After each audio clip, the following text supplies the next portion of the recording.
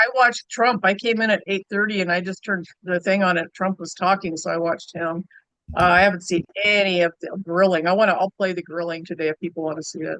So I want to see it. Klobuchar is she's a basket case.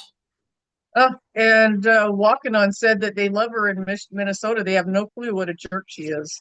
It's like, how can you Oh, not know? They said they just think she's just wonderful because she tells them she's the girl next door and they all believe her. is Crazy. she is from Minnesota? I guess. Wherever Wakanon's at, whatever state he's in. I thought he was in Minnesota. Maybe he's in Michigan. I don't know where he's at. Oh, You know where he's yeah, at? I'm thinking about it. It's Murkowski that's from Alaska. Yeah, Murkowski's from Alaska. Yeah, yeah, that thing. That thing needs to go too. Yeah. Just got in by somebody, by a relative, if I recall. Well, they're ranked choice balloting in Alaska. And they're looking to get rid of it. I don't even know what that means. What is ranked choice? Well, it doesn't matter if you're Democrat or Republican. You run, and the top three are ran again, and the one who gets the most votes wins. They did that in Washington State 2 years ago. They changed the law. And now that's what we have here, the top two. Yeah, that's just the only reason they do that is to cheat. So see if that gets tossed out too. Yeah, it's funny how all the liberal states are all pulling the same garbage. Well, Okay, the what's that? Democrats run in the Republican primaries as Republicans, and then Yep, they say the Republicans, but they institute and vote with the Democrats. they've been doing that a long time. Look at Schumer and look at Graham. Look at McCain. None of them they're not Republicans. Not even No. close. Ridiculous. I guess it's not going to go any higher. Okay, today is January 30th, 2025. Job 38, 1 through 45. We're I'll take almost through. 30, 38, and 39.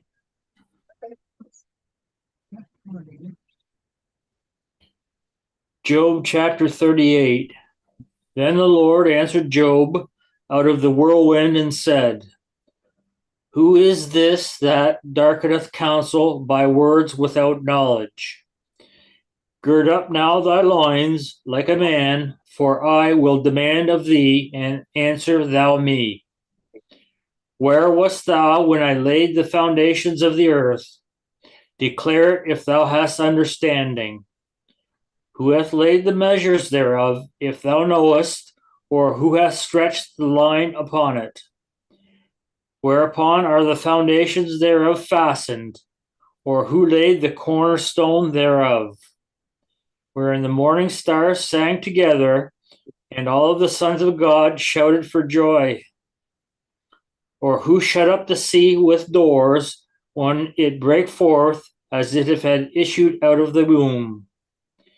When I made the cloud the garment thereof, and thick darkness a swaddling band for it, and break up for it my decreed place, and set bars and doors, and said, hitherto shalt thou come, but no further, and here shall thy proud waves be stayed. Hast thou commanded the morning since thy days, and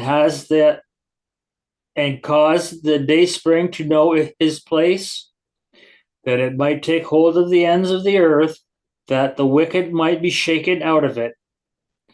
Is it turned as clay to the seal, and they that stand as a garment? And from the wicked their light is withholden, and the high arm shall be broken. Hast thou entered into the springs of the sea, or hast thou walked in search of the depth? Excuse me. Have the gates of death been opened unto thee, or hast thou seen the doors of the shadow of death? Hast thou perceived the breadth of the earth? Declare it, if thou knowest it all. Where is the way where light dwelleth? And as for darkness, where is the place thereof, that thou shouldest take it to the bound? thereof, and that thou shouldest know the paths to the house thereof. Knowest thou it because thou wast then born, or because the number of thy days is great? Hast thou entered into the treasures of the snow, or hast thou seen the treasures of the hail, which I have reserved against the time of trouble, against the day of battle and war? By what way is the light parted, which scattereth the east wind upon the earth? Who hath divided a water course for the overflowing of waters, or a way for the lighting of thunder?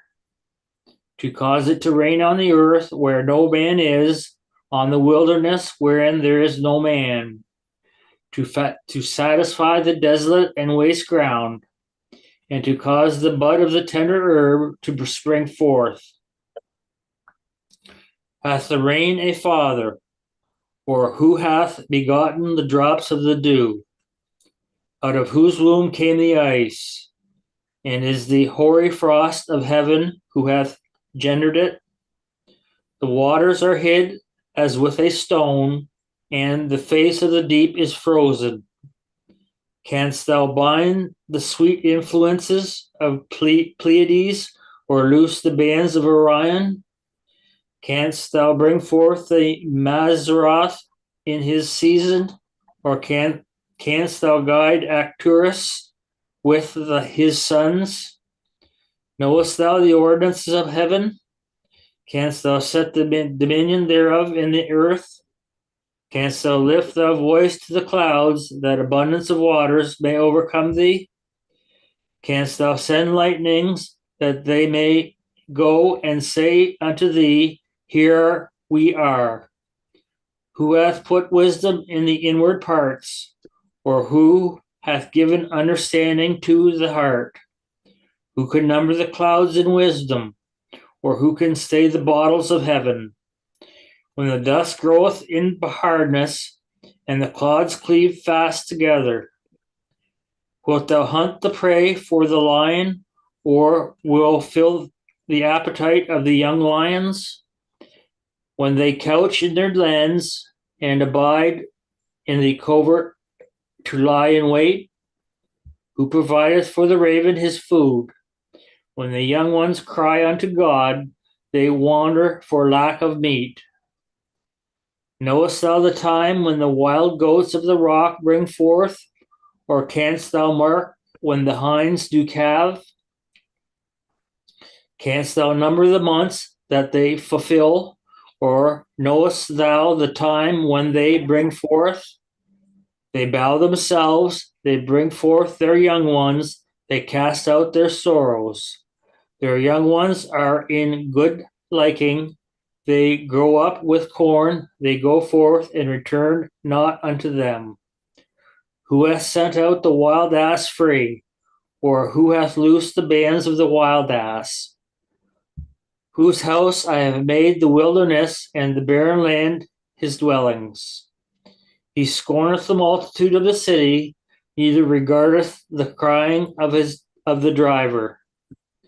The range of the mountains is his pasture, and he searcheth after every green thing. Will the unicorn be willing to serve thee, or abide by thy crib? Canst thou bind the unicorn with his band in the furrow, or will he narrow the valleys after thee? Wilt thou trust him because his strength is great, or wilt thou leave thy labor to him? Wilt thou believe him that he will bring home thy seed and gather it into thy barn? Gavest thou the goodly wings unto the peacocks, or the wings and feathers unto the ostrich, which leaveth her eggs in the earth, and warmeth them in dust, and forgetteth that food may crush them, or that wild beasts may break them? She is hardened against her young ones, as though they were not hers. Her labor is in vain without fear. Because God hath deprived her of wisdom, neither hath he imparted to her understanding. What time she lifteth up herself on high, She scorneth the horse and his rider. Hast thou given the horse strength? Hast thou closed his neck with thunder? Canst thou make him afraid as a grasshopper? The glory of his nostrils is terrible. He paweth in the valley and rejoiceth in his strength. He goeth on to meet the armed men. He mocketh at fear, and is not affrighted, neither turneth he back from the sword. The quiver rattleth against him, and the glittering spear and the shield. He swalloweth the ground with fierceness and rage, neither believeth he that is the sound of the trumpet.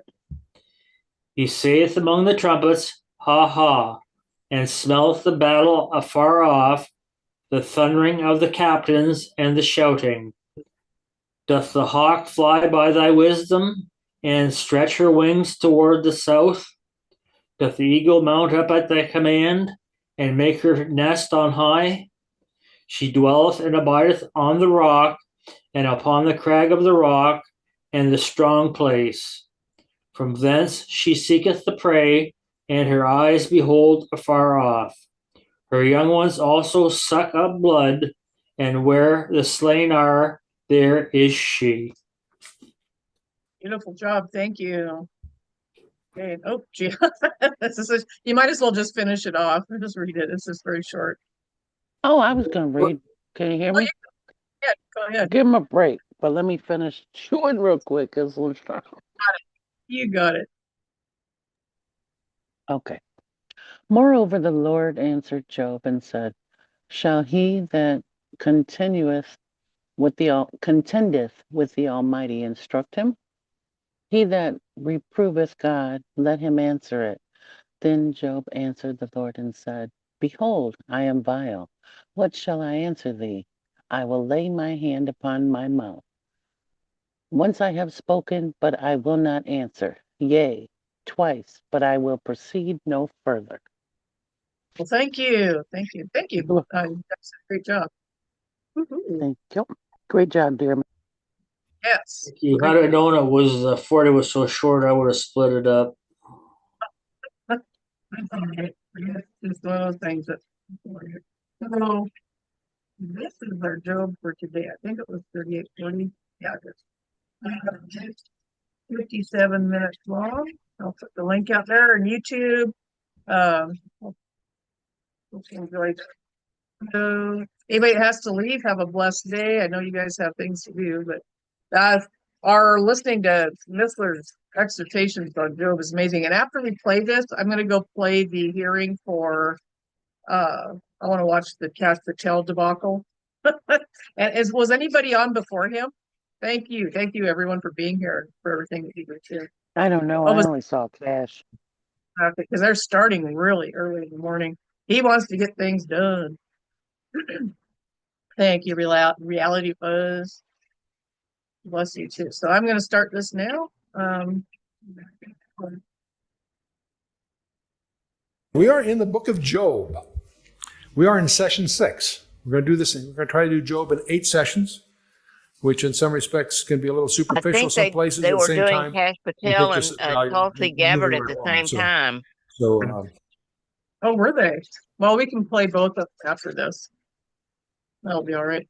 Let me see. I'll make sure I got the buttons. Make sure I got. Oh, yeah, they're done. There you go. Okay. We're in session 6. We're in chapters 38. Well, theoretically to the end of the book, but we'll probably take a couple of chapters tonight, about 2 chapters. And so we've managed our way through the comforters, these advisors, what I call the ash heap trio. And we also spent the previous 6 chapters on Elihu, this interesting Spirit-filled young man that sort of sets the stage for the climax of the book, which we're now into. Chapters 38 and following is, of course, the climax of the book. And God himself now steps in to these discussions. We can count probably about 77 questions that God, instead of answering, Job's questions. God raises questions, confronts Job with questions, about 77 of them. You know, it's interesting that the pursuit of scientific research is the legitimate pursuit of man. It was ordained, in effect, in the Garden of Eden, in chapter 1, verse 28, where God told man to take dominion of the earth and subdue it. And so this is the mandate that undergirds every legitimate enterprise, not the least of which is scientific research. And the tragedy, of course, is that man has insisted on institutionalizing his own rationalizations, independent of acknowledging the majesty of God as evident in the creation. It's going to be interesting how God will focus these questions on the creation. And that's a major signal to us that the creation is important. You know, some people figure, well, some people are into this creation evolution debate, and that's great. Some people are not. Actually, that undergirds the whole issue of who God is and what he's done. He takes that very, very seriously, his handiwork. See, science claims to be the pursuit of truth, but that's just propaganda. Science is the pursuit of mechanistic rationalizations independent of God. And that's tragic. You know, the great founding fathers of science, Newton, Boyle, Pascal, and all of those, they pursued their pursuit of science because they saw it as a path to demonstrate the glory of God. They were God-fearing men. And but of course, most fields of study have been taken over by humanists. And Christians, by their indifference, have yielded to this satanic takeover of science.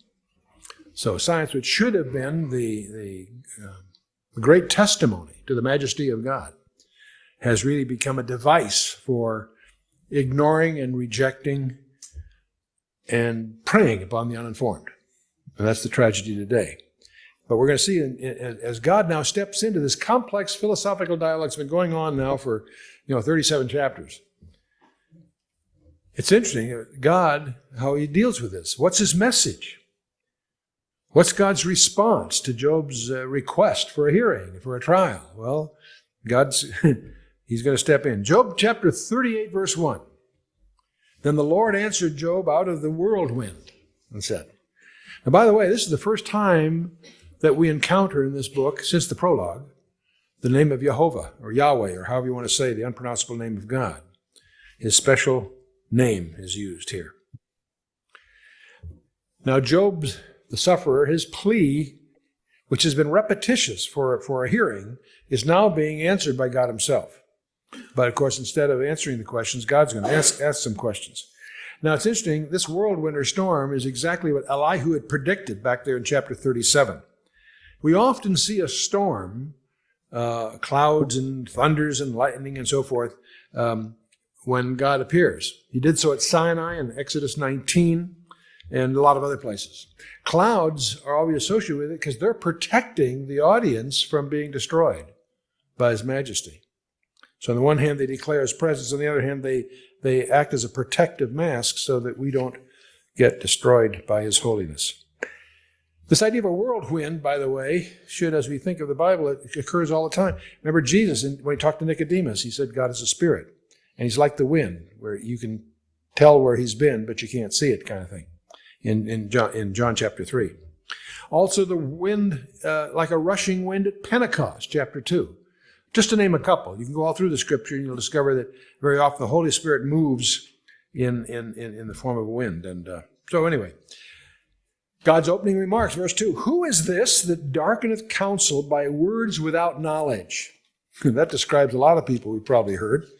But he's lumping up the whole gang here. Now, some commentators, you'll find, assume from verse 2 that God is hereby rebuking Elihu. And they misunderstand the whole text, in my opinion. Some commentators demean Elihu. We've taken a different view altogether. We side with those commentators that see Elihu as a very, very key bridge from these three guys that are the losers, if you will, and God himself stepping in. And I hold to that view because I think these words don't apply to Elihu. They apply to Job. Job himself, at the end of the book, will apply those words to himself. God is addressing this discourse, not to Elihu, to Job. And he says, gird up now thy loins like a man, for I will demand of thee, and thou answer thou me.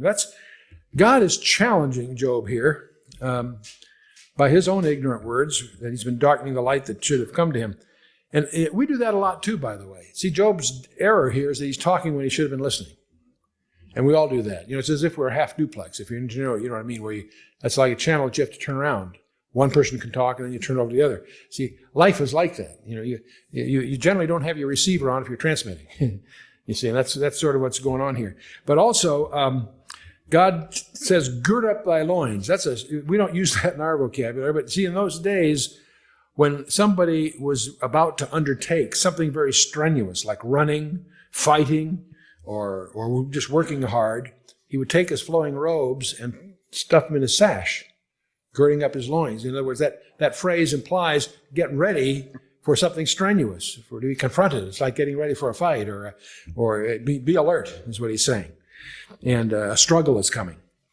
And Job has been screaming for a trial before God all through these discourses. Well, now God shows up, but God asks him the questions. And the next few questions you could sort of subtitle, where were you? And verse 4, where wast thou when I laid the foundations of the earth? Declare if thou hast understanding. It's interesting how many people make their careers as cosmologists talking about how the question of origins, and they haven't been there, obviously. In fact, science is the art of observation and experimentation and repetition. Repeating an experiment is essential, which means that the study of origins is not a science. It's perfectly reasonable to take what we think we know and make conjectures. The trouble is those conjectures get passed on as if they were truth. They're just conjectures. So God's going to ask Job a series of questions in about 3 different areas. The first area will be his creation. It's interesting how God puts his creation right up front as an expression of his majesty and the fact that he is God. And that's the main message in Job. We'll try to tie it all together when we get to the end of the study here and put it all in perspective. But one of the things we'll discover, if the book of Job is why do the innocent suffer, God never answers it. God never deals with his suffering in here. God's going to talk on for 4 chapters. He answers a lot. That isn't the real issue. It seems to be the issue. No, it's just the real issue is the existence of God and who he is and who is man in respect to him. And that's what's really going to emerge here. So God will talk about his creation. And the second area is his providential care. He'll talk about the balance of nature. Who feeds the animals? As the ecologists like to always pronounce cosmic doom if we have 0.5% more ozone or something. Hey, turn that coin over. If the ozone layer is that sensitive, who balanced it in the first place? See, every one of those delicate issues is an argument for design. It's an argument against randomness. And it turns out there's dozens, well, we'll get to that a little bit later, dozens of ratios. If we take everything we think we know about our physical universe and try to model it, make a mathematical model of what we think we know, we discover some very strange things. We discover that almost every ratio is in delicate balance. Some of these ratios, if you change 1 part in 10,000, life is impossible. Everything is incredibly delicately balanced. And this is so obvious that scientists have even given this aspect a name. They call it the anthropic principle. Because one of the early scientists pointed out, it's as if the universe was designed for man. To which we say, no kidding, Dick Tracy. But see, the evidence of design is everywhere. And it's so evident that God holds everyone accountable for it. That's what Romans chapter 1 is all about. God, the creation itself can hold us accountable. And that's what he's going to be doing here. Anyway, God talking about his creation, his providential care, and then he's going to talk about his restraint of the evil forces in the world. In fact, he'll even put Job in that spot. He says, you want to play God? How would you control the proud and so forth? And so he puts Job on the spot through here. But it's really good. Anyway, one of the first things that really hits you between the eyes as you start studying Job is how prominent and fundamental is the creation in Christian apologetics. It's the foundation.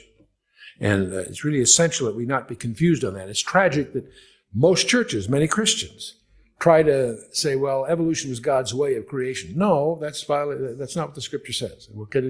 And God deals with that here. He deals with it in 1 chapter in Genesis and 4 chapters here in Job. He hammers that God did everything specifically the way he wanted it. He designed the duck-billed platypus to prove that he had a sense of humor. And these things produce after their own kind. And so that's clearly what God instructs, what he shows us. And to try to deny that, to try to accept these other conjectures and fanciful theories is actually humorous, by the way. I love to get people that love to talk about kangaroos. They have a pouch. That's called a marsupial if you have a pouch. Seahorses are marsupials. They have a pouch, but the pouch is on the male. Now, have evolution explain how that happened. Okay? But anyway, we'll move on. 35 times in Genesis, and all through these 4 chapters in Job, God is emphasized that he created every specific thing himself the way he wanted it, and they produce after their own kind. They are, we know today, digitally defined. Digitally, what do I mean by digitally defined? If you have a clock with hands, that's an analog display. The hand moves twice as far, it's twice as long. In other words, it's an analog of time going by. If you have a digital watch, which says that it's, 7:45 right now, that's alphanumeric. Those are digits. Those are symbols. You follow me? So a digital display operates in discrete steps. So digital things don't evolve. They're designed. You have nowhere have you digital. I ran into a guy who had a neat little thing. I'm going to have to make one of these for myself. He had a little string of beads. And he had on the beads in different colors, he had in Morse code, Genesis 1:1, in the beginning God created the earth, in Morse code. And he had interesting. What's the chances of that happening by accident? It can't evolve. It couldn't happen in nature. Someone had to insert that code, if you will, in that form to give it that representation. Digital thing. See, and what we've discovered with the DNA, the species are digitally designed. That's why there's not interspecies. Within a species there's adaptation, sure, but species are species. Ostriches don't become elephants. They're digitally defined. Anyway, we'll get into ostriches and elephants here in a minute. Okay, so God's first question is, hey, guy, were you there? See, the essence of science is observation. No one was there to observe. Observation. Science involves observations, measurement, experimentation, and repeating the experiment. If you can't repeat the experiment, it's not science. It's a happenstance. So we're really left in the field of cosmology with conjectures. Some of them are very intelligent conjectures, given what they think they know. Fine, but they're conjectures. And we don't treat them as conjectures. And one of the basic presumptions in science is uniformitarianism, that processes are in place that were always there and always will be. There's uniformity in processes. And yet, when we take a look through a pair of binoculars and look at the moon, you see a lot of pockmarks? It's been beat up. In fact, as we send space shuttles around to other planets and stuff, we find that it's characteristic of our solar system to have these planets pockmarked. They've been clobbered. The solar system has been in a rough neighborhood. Uniformitarianism is there. There's been catastrophes, interruptions, nonlinearities. That's never in the theories, you see. And so buffeting nonlinearities, that puts these uniformitarian presumptions in great doubt, frankly. Every naturalistic or humanistic process contradicts the basic laws of science anyway. The laws of causality, the laws of conservation, and the laws of entropy. Well established, well understood, and yet these theories of origins fly in the face of all of those laws, by the way. But, so there's very little humility among cosmologists. I love the way that John Leffler summarizes the Big Bang. First there was nothing, and then it exploded. Okay, there you have it. Okay, the ancient tribes worshipped all these strange kinds of gods of wood, stone, whatever. Right? We've created the most insulting God of all. All those false gods, of course, insult the living God, but we've invented a God that's more insulting than any of those. See, the ancients ascribed the creation to these various pantheistic gods of various kinds. We've found an even more insulting way to deal with it, to say that no God was necessary. Our God is nothingness, emptiness. It all just happened by itself. Really? Yeah. Anyway, no one's ever solved the problem of origins because they can't solve the problem of the origin of information. You can't explain the origin of life because they can't explain the origin of information. And so if you want to know how the world began, there's only one way you can, that's to ask the designer who did it. And that's what we're getting into. Okay, verse 5. God continues, who hath laid the measures thereof, if thou knowest? And who hath stretched the line upon it? That's kind of an interesting model, even rhetorically. It implies that he had help. So the Trinity is even hinted here, but we'll move on. Whereupon are the foundations thereof fastened, and who laid the cornerstone thereof? It's interesting that even today, the frontiers of science are dealing with the fabric of space. The fact that empty space has zero-point energies that are enormous, and the nature of matter as a bending of space-time. These are concepts that are way out there, obviously, and the nature of space-time itself. It's space and time are a continuum, and we're still trying to figure out how God hung the earth upon nothing, the way he says in Isaiah and here in Job. Anyway, verse 7. He said, anyway, who laid the cornerstone thereof? Verse 7. When the morning stars sang together and the sons of God shouted for joy. And most commentators in the Hebrew think the morning stars, the sons of God, are both parallelisms for angels. For angels. And the sons of God is a very key term. It's used in the Old Testament consistently of direct creations of God called angels. These are not the lines of Seth, as some people try to contrive. The Bene Elohim are angels. They're used in 3 places in Job and lots of other places, even in the New Testament, in effect. In John chapter 1, verse 11 and 12. He came unto his own received him not, but as to many as received him, to them gave he the power to become the sons of God, meaning direct creations of God, a new creation. He uses the same equivalent phrase in Luke 20, verse 36. But anyway, now God shifts from the creation in broad terms to one of its largest components, the sea, the oceans. And one of the most prominent features, about 3/4 of the planet Earth's surface are the seas. So verse 8 says, "Or who shut up the sea with doors when it brake forth, as if it had issued out of a womb?" What on earth is he talking about? Anyone know? Flood of Noah. The water that covered the earth did not all come from the rain, but the fountains of the deep were opened up. That water came out, and later it gets put away. So he even say, "Who shut up the sea with doors when it brake forth, as if it had issued out of a womb? When I made the cloud the garment thereof, and the thick darkness a swaddling band for it, and break up for it my decreed place, and set bars and doors, and said, Hitherto shalt thou come, but no further, and here shall thy proud waves be stayed." It's interesting how the oceans now are stable. The isostatic boundaries are such that a deluge like that can never happen again. But it's interesting, God describes this all here. And who controls the tides within bounds? They're within very definitive mathematical bounds. See, the greatest geophysical upheaval ever was the flood of Noah. And there's evidence of it all over the earth. Geological strata, fossil beds, all over the world are irrefutable witnesses of the universal flood at one time. It's interesting, there's some Christian apologists say that the flood of Noah was only a local flood. It wasn't a universal flood. If they make that statement, then they're calling God a liar. Because God promised Noah that he'd never do that again. And if that was a regional flood, there's been lots of regional floods since. And when God was saying, "I'll never do that again," what? A universal flood. And obviously God not only sent the flood, but it's by his providential care that the 8 people were saved on the ark and that the earth was replenished. How? By God's intervention. It's interesting how you find a description of all this, not just in Genesis 6, 7, and 8, not just here in Job, but also in Psalm 104. You might put that in your notes. In Psalm 104, "Thou coverest it with the deep as with a garment. The flood stood above the mountains. At thy rebuke they fled, and the voice of thy thunder they hasted away. They go up by the mountains, they go down by the valleys into the place where thou hast founded for them. Thou hast set a bound that they may not pass over, they may not turn again to cover the earth." It goes on. Psalm 104, you might put that in your notes for this. It's a good comment on this.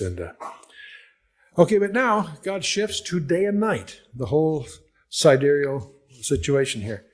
He's going to, beginning with this verse and continuing with 4 chapters, God is now going to deal with the present processes that we all experience. And that do constitute it's a valid mandate. It's a proper domain of science, and in concert with his commission to man to subdue the earth. And we're going to talk about the rotation of the earth in verses 12 through 15, the springs and pathways of the sea in verse 16, the breadth of the earth, how big is it in verse 18. That's one of the only questions we today can answer. Most of these questions that Job couldn't answer, we can't answer today. That's one that he couldn't answer and we can today, thanks to satellite measurements and so forth. We do know how big the earth is. The travel of light in verse 19, the dividing of light in verse 24, and the source of rain and ice and all that in verse 28 to 30, and the universal nature of the physical laws, which itself is an interesting insight, and electrical transmission of communications in verse 35. These discoveries, many of these discoveries were made by God-fearing creationists of the past.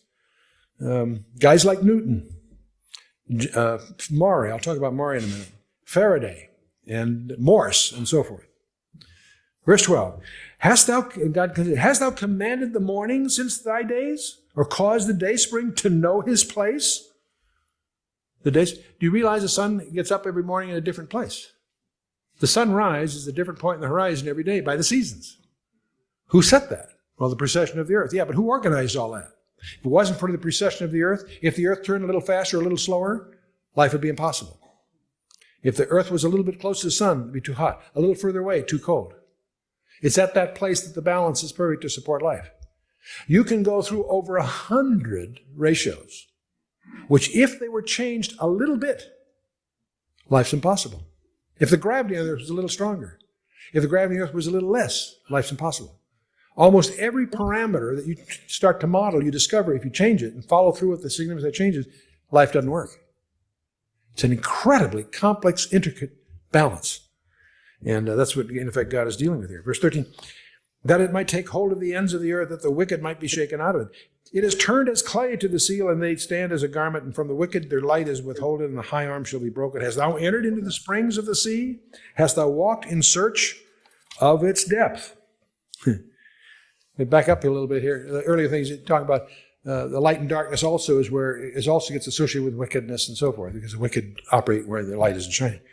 But this issue of when he starts talking about this, the secrets of the deep is very interesting, because the secrets of the deep are still largely hidden. Oceanography is really in its beginnings.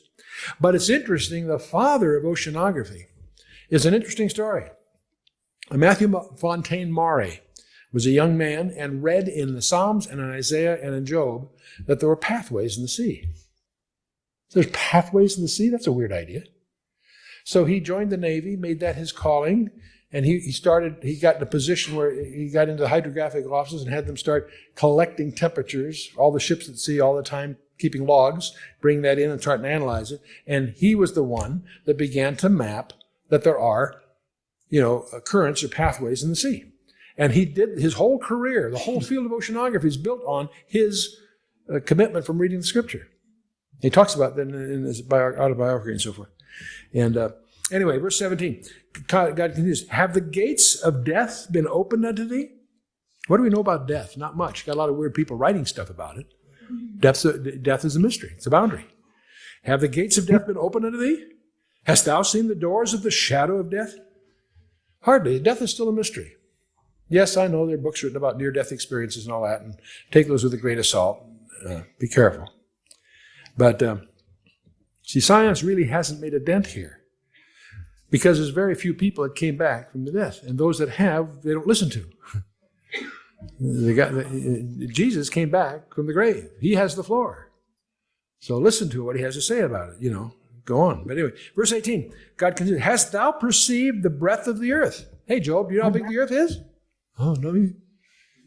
Now, we can be kind of smug. We have satellites, and we know that it's a sphere with 4,000 miles in radius, and more or less, except it's a blade spheroid, and we can measure it, and okay, great, because we have satellites. So that's one question probably of the 77, there's one that we could probably muster a viable answer to. The rest we can't really, even today.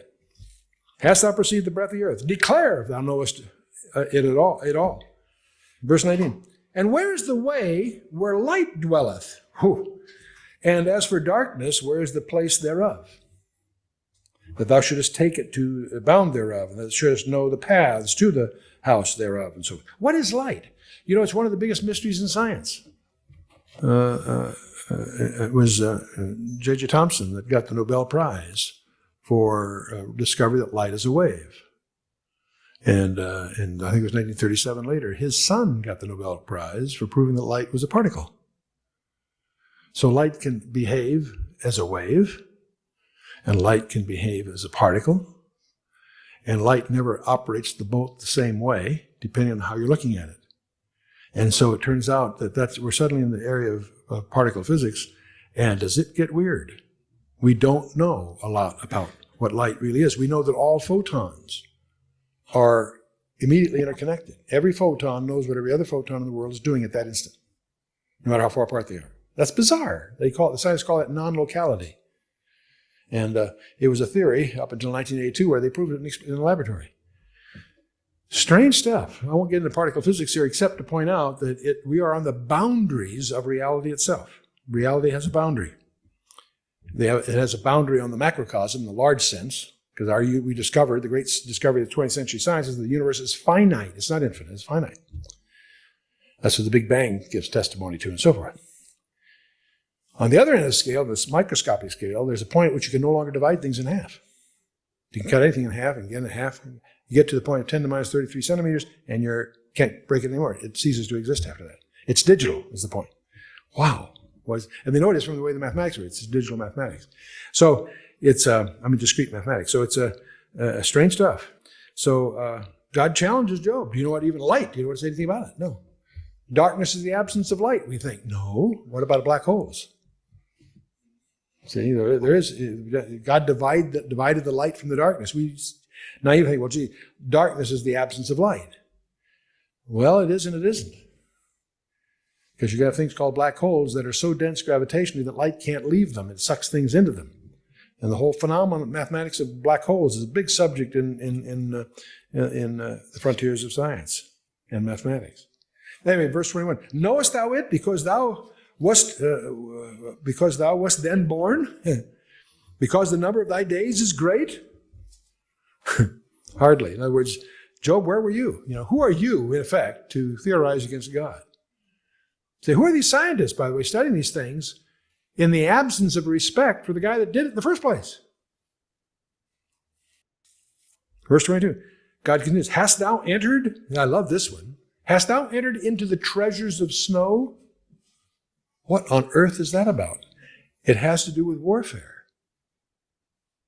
Is there still some yet undiscovered physics of crystallography we have not uncorked yet? Verse 22 and 23, God says, hast thou entered into the treasures of snow? Or hast thou seen the treasures of the hail, which I have reserved against the time of trouble, against the day of battle and war? What? I thought he's talking about snowflakes and raindrops. And God's saying that they harbor some kind of treasure, some kind of secret that's relevant, that's been reserved against the time of trouble, against the day of battle and war. Wow, what's going on here? Now, we do notice that in eschatological battles that have to do, events that have to do with the end times, we find hailstones being used. God used hailstones to wipe out Joshua's enemies. The Battle of Beth Horon, where the sun stood still, those hailstones wiped out only Joshua's enemies. You want to talk about marksmanship? God put those meteors in orbit thousands of years earlier, specifically so that when they entered the earth, they would clobber just the bad guys. Read Joshua chapter 10. It's a fascinating thing. And Exodus chapter 9, Isaiah 30, Ezekiel 13, several places, Ezekiel 38, the Battle of Gog and Magog, and Haggai 2. And of course, Revelation 16. We have hailstones that weigh 100 pounds apiece. Think about that. That'll wreck your car. Yeah. And yet, also in verse 20, maybe there's a hint of still something else still to be discovered in the snow and the crystals and so on. Verse 24, by what way is the light parted, which scattereth the east wind upon the earth? The whole idea that light shines on the earth affects the weather. And indeed it does. When we have sunspots, magnetic storms in the sun, we have different radio emissions here on the the Aurora Borealis, and on it goes. There's a connection here. All meteorological phenomena are derived from light of the sun. The evaporation of the water, the clouds, and all that. Photosynthesis. It's interesting that even today, our most elaborate computer applications are applications of meteorology, and they're failures. They still can't predict the weather. They can't predict the weather a week from now, or 2 weeks from now, or whatever, and yet with great pontification, they worry about global warming from those defective computer models. 18,000 scientists say, no, there is no such thing as global warming, but the liberals still keep hammering that as an excuse to pursue their agenda. Anyway, God continues, who hath divided a watercourse for the overflowing of waters, or the way for the lightning of thunder? To really get into this, we get into the most advanced fields of mathematics. We'd be talking about fractals. We'd be talking about, there's a field of mathematics, brand new, relatively new, called the theory of chaos. A butterfly on one side of the earth can cause a hurricane on the other side of the earth. The apparently random processes are not random. The thing is, such delicate balances, the smallest little change here affects everything else. That's sort of the flavor of what they call mathematically the theory of chaos. What it's really saying is that there's two things in mathematics that we cannot find in the physical universe. One is infinity. We understand it mathematically, we can't find it. Things are not infinitely large and infinitely small. They have limits. And also the randomness. We discover there really isn't such a thing as a random event. And we know that from the scripture, Proverbs 16:33, that the lot is in the lap of the Lord. Okay? So when you didn't win the lottery, that was the Lord's fault. Okay? All right. He didn't want you to win yet. All right. Verse 26, to cause it to rain on the earth where no man is, on the wilderness wherein there is no man. Yeah, it rains in the desert even though there's no one there. Man's not helping. God's doing that. Right? Reminds me of this whole business when a tree falls in a forest. Is there sound? That's a big debate. There's no sound if no one is there to hear it. There's a variation of that in our culture. That if a man says something in the forest and there's no one there to hear it, is he still wrong? Okay. Why are flowers beautiful? We discover, we go down the deepest part of the seas where it's dark, there's no light. When they get light down there, it's beautiful. There's all kinds of colors, all kinds of exotic things. Why? No one's there to see it. They can't see it. There's no light to see it if they could. Well, why are flowers beautiful? Well, to attract the bees for pollination. That sounds good in grade school until you find out that bees are colorblind. So why are they pretty? Because it pleased God. It was made for His pleasure. It's not functional. It may happen to be functional too. That's not why they're beautiful. Certainly, that's why that doesn't explain the variety. Verse 28: hath the rain a father, or who hath begotten the drops of dew? It speaks metaphorically here. Out of whose womb come the ice, and the hoary frost of heaven? Who generated it? The waters are hid as with a stone, and the face of the deep is frozen. By the way, something you need to know. If you study physics, you'll discover that almost everything expands when it gets hot and contracts when it's cold. If you have an iron bar and measure it at one temperature, and you measure it at a higher temperature, slightly longer. Things expand when they get hot. That's why they have cracks in the bridges. And when you have construction, you leave gaps to allow for expansion or contraction, whatever, right? Everything in the universe, there's a couple of exceptions that go the other way. But there's a weird exception. It's called water. Because water expands when it freezes. And it doesn't do it linear, it does it in a very peculiar curve. If it didn't, life would be impossible. Ice is an exception to all the typical rules of physical chemistry. Because ice, when it freezes, expands, therefore it floats, therefore rivers freeze from the top down, therefore you have fish that can live through the winter, and so on. It's an exception. It's like a footnote in God's laws. It's interesting. And strange exception. Verse 31. Canst thou, this one, I love this one. Canst thou bind the sweet influences of the Pleiades, or loose the bands of Orion? Now, most of us recognize Orion as it's that constellation up there, We often joke that he's the Irish hunter, Orion. Yeah. But anyway, and that's just a label for a collection of stars. Constellations are simply labels we give to groups of stars. And they have characteristic patterns, so we use them geographically. Such and such is just north of Orion or something. We can find our way around. They're convenient labels.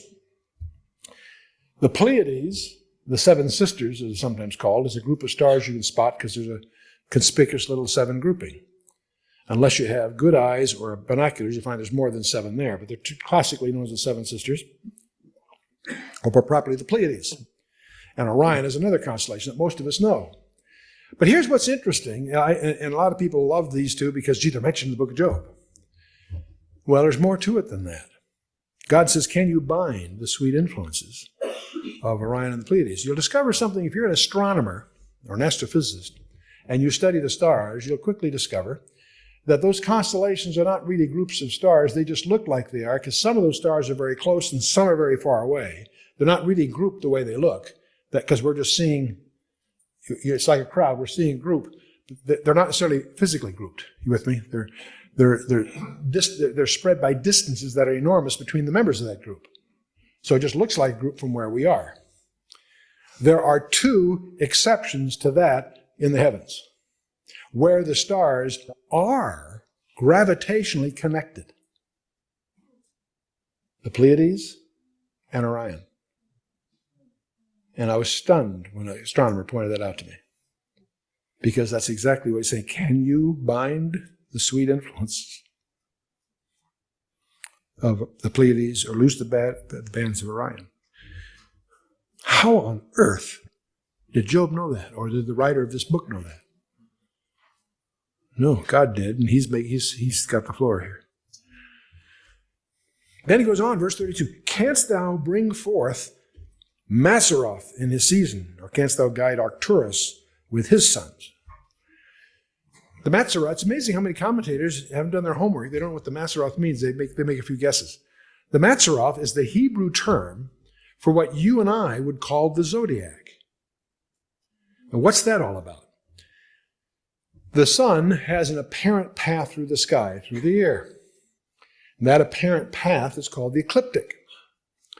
15 degrees on either side of that, 1 hour on either side of that, so to speak, there's a band of convenience. Within that band, there are 12 groups of stars that have names. We know those names from the secular world. What's astonishing is the names are the same throughout all cultures on the planet Earth in the secular world. They go by different languages, but they're essentially the same legends and same stories, pretty much. What's interesting is they all date back to the Tower of Babel. What's even more interesting is they had names before Babel. We are familiar with the corruption of those names throughout pagan history. We use pagan names because they're convenient. That's right. If you want to tell us, if you're looking for a star, it's in the constellation of such and such. Someone's interested, it's a stargazer, knows exactly where to look by the hour angle, the declination, and so on. Well, what's interesting, you all may have attended planetarium shows in which they try to tell you that, well, those, here's the Big Dipper. That's called the Big Bear. Or what's a better example is Cassiopeia. It looks like a bent W up there. Well, that's the lady chained in the chair. And they try to tell you that those names are legends that the ancients inferred by the arrangement of the stars, and nothing could be sillier because in no way does that bent W look like a lady sitting in a chair. You follow me? They just have passed on traditions, not knowing the origin. What you need to know in each of these clusters of stars is the names of the stars in the order of their brightness. And you need to know the names in Hebrew. If you can't find the Hebrew names, you can find typically the Arabic names and make some guesses of how it fits together. And you discover something interesting. The names of the stars in the order of brightness suggest a story. The story can be embodied in a picture that is associated with a group of stars. But it's not because of the arrangement, it's because of the names of the stars in the order of brightness. Now, you discover, when you look at the 12 constellations, you discover that they portray the plan of God. From Virgo, the virgin birth, to Leo, the lion of the tribe of Judah. And you need to know the names. Why does Virgo, it's a virgin, and she's carrying an ear of corn in one hand? And you remember what Christ said? And how is the virgin associated with an infant? It's a virgin birth. It gets complicated. A number of the great scholars, E.W. Bullinger, J.A. Seiss, and 2 or 3 others, have written books on this if you're interested in this area. But it's interesting. There is a widespread belief among the Persians and others that the Mazzaroth was used to teach the children God's plan long before the Tower of Babel. What happened at Babel is that got corrupted with pagan relabeling. And that's what we're all victims of. Follow me?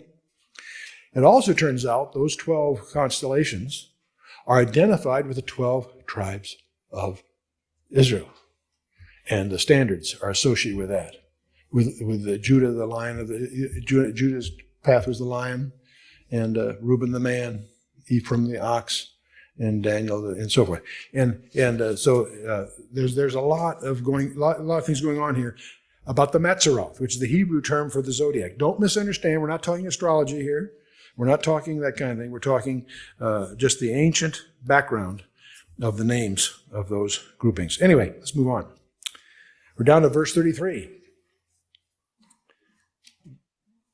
God challenged Job, knowest thou the ordinances of heaven? Canst thou set the dominion thereof in the earth? Canst thou lift up thy voice to the clouds, that abundance of waters may come to thee? Can you change the weather? Yeah. Canst thou send lightnings that they may go and say unto thee, where? Here we are. Who hath put wisdom in the inward parts? Who hath given understanding to the heart? God's asking him questions, putting him on the spot. See, he even challenges us to research man's ability to do research. See what he's saying. Where did the brain come from? Is it sort of the equivalent thing? Who designed the language and the machinery that makes up our DNA? These are the kinds of questions that are being thrown at Job here. Verse 37, who can number the clouds in wisdom, or who can stay the bottles of heaven when the dust groweth into hardness and the clouds cleave fast together? In other words, who waters the desert when it needs it, and so forth. Now, the next 3 verses, I suggest, probably belong really to the next chapter, because he changes subject here and goes in about who feeds the animals. Who feeds the animals? This is almost humorous the way God is poking Job here. He says, will you hunt prey for the lion?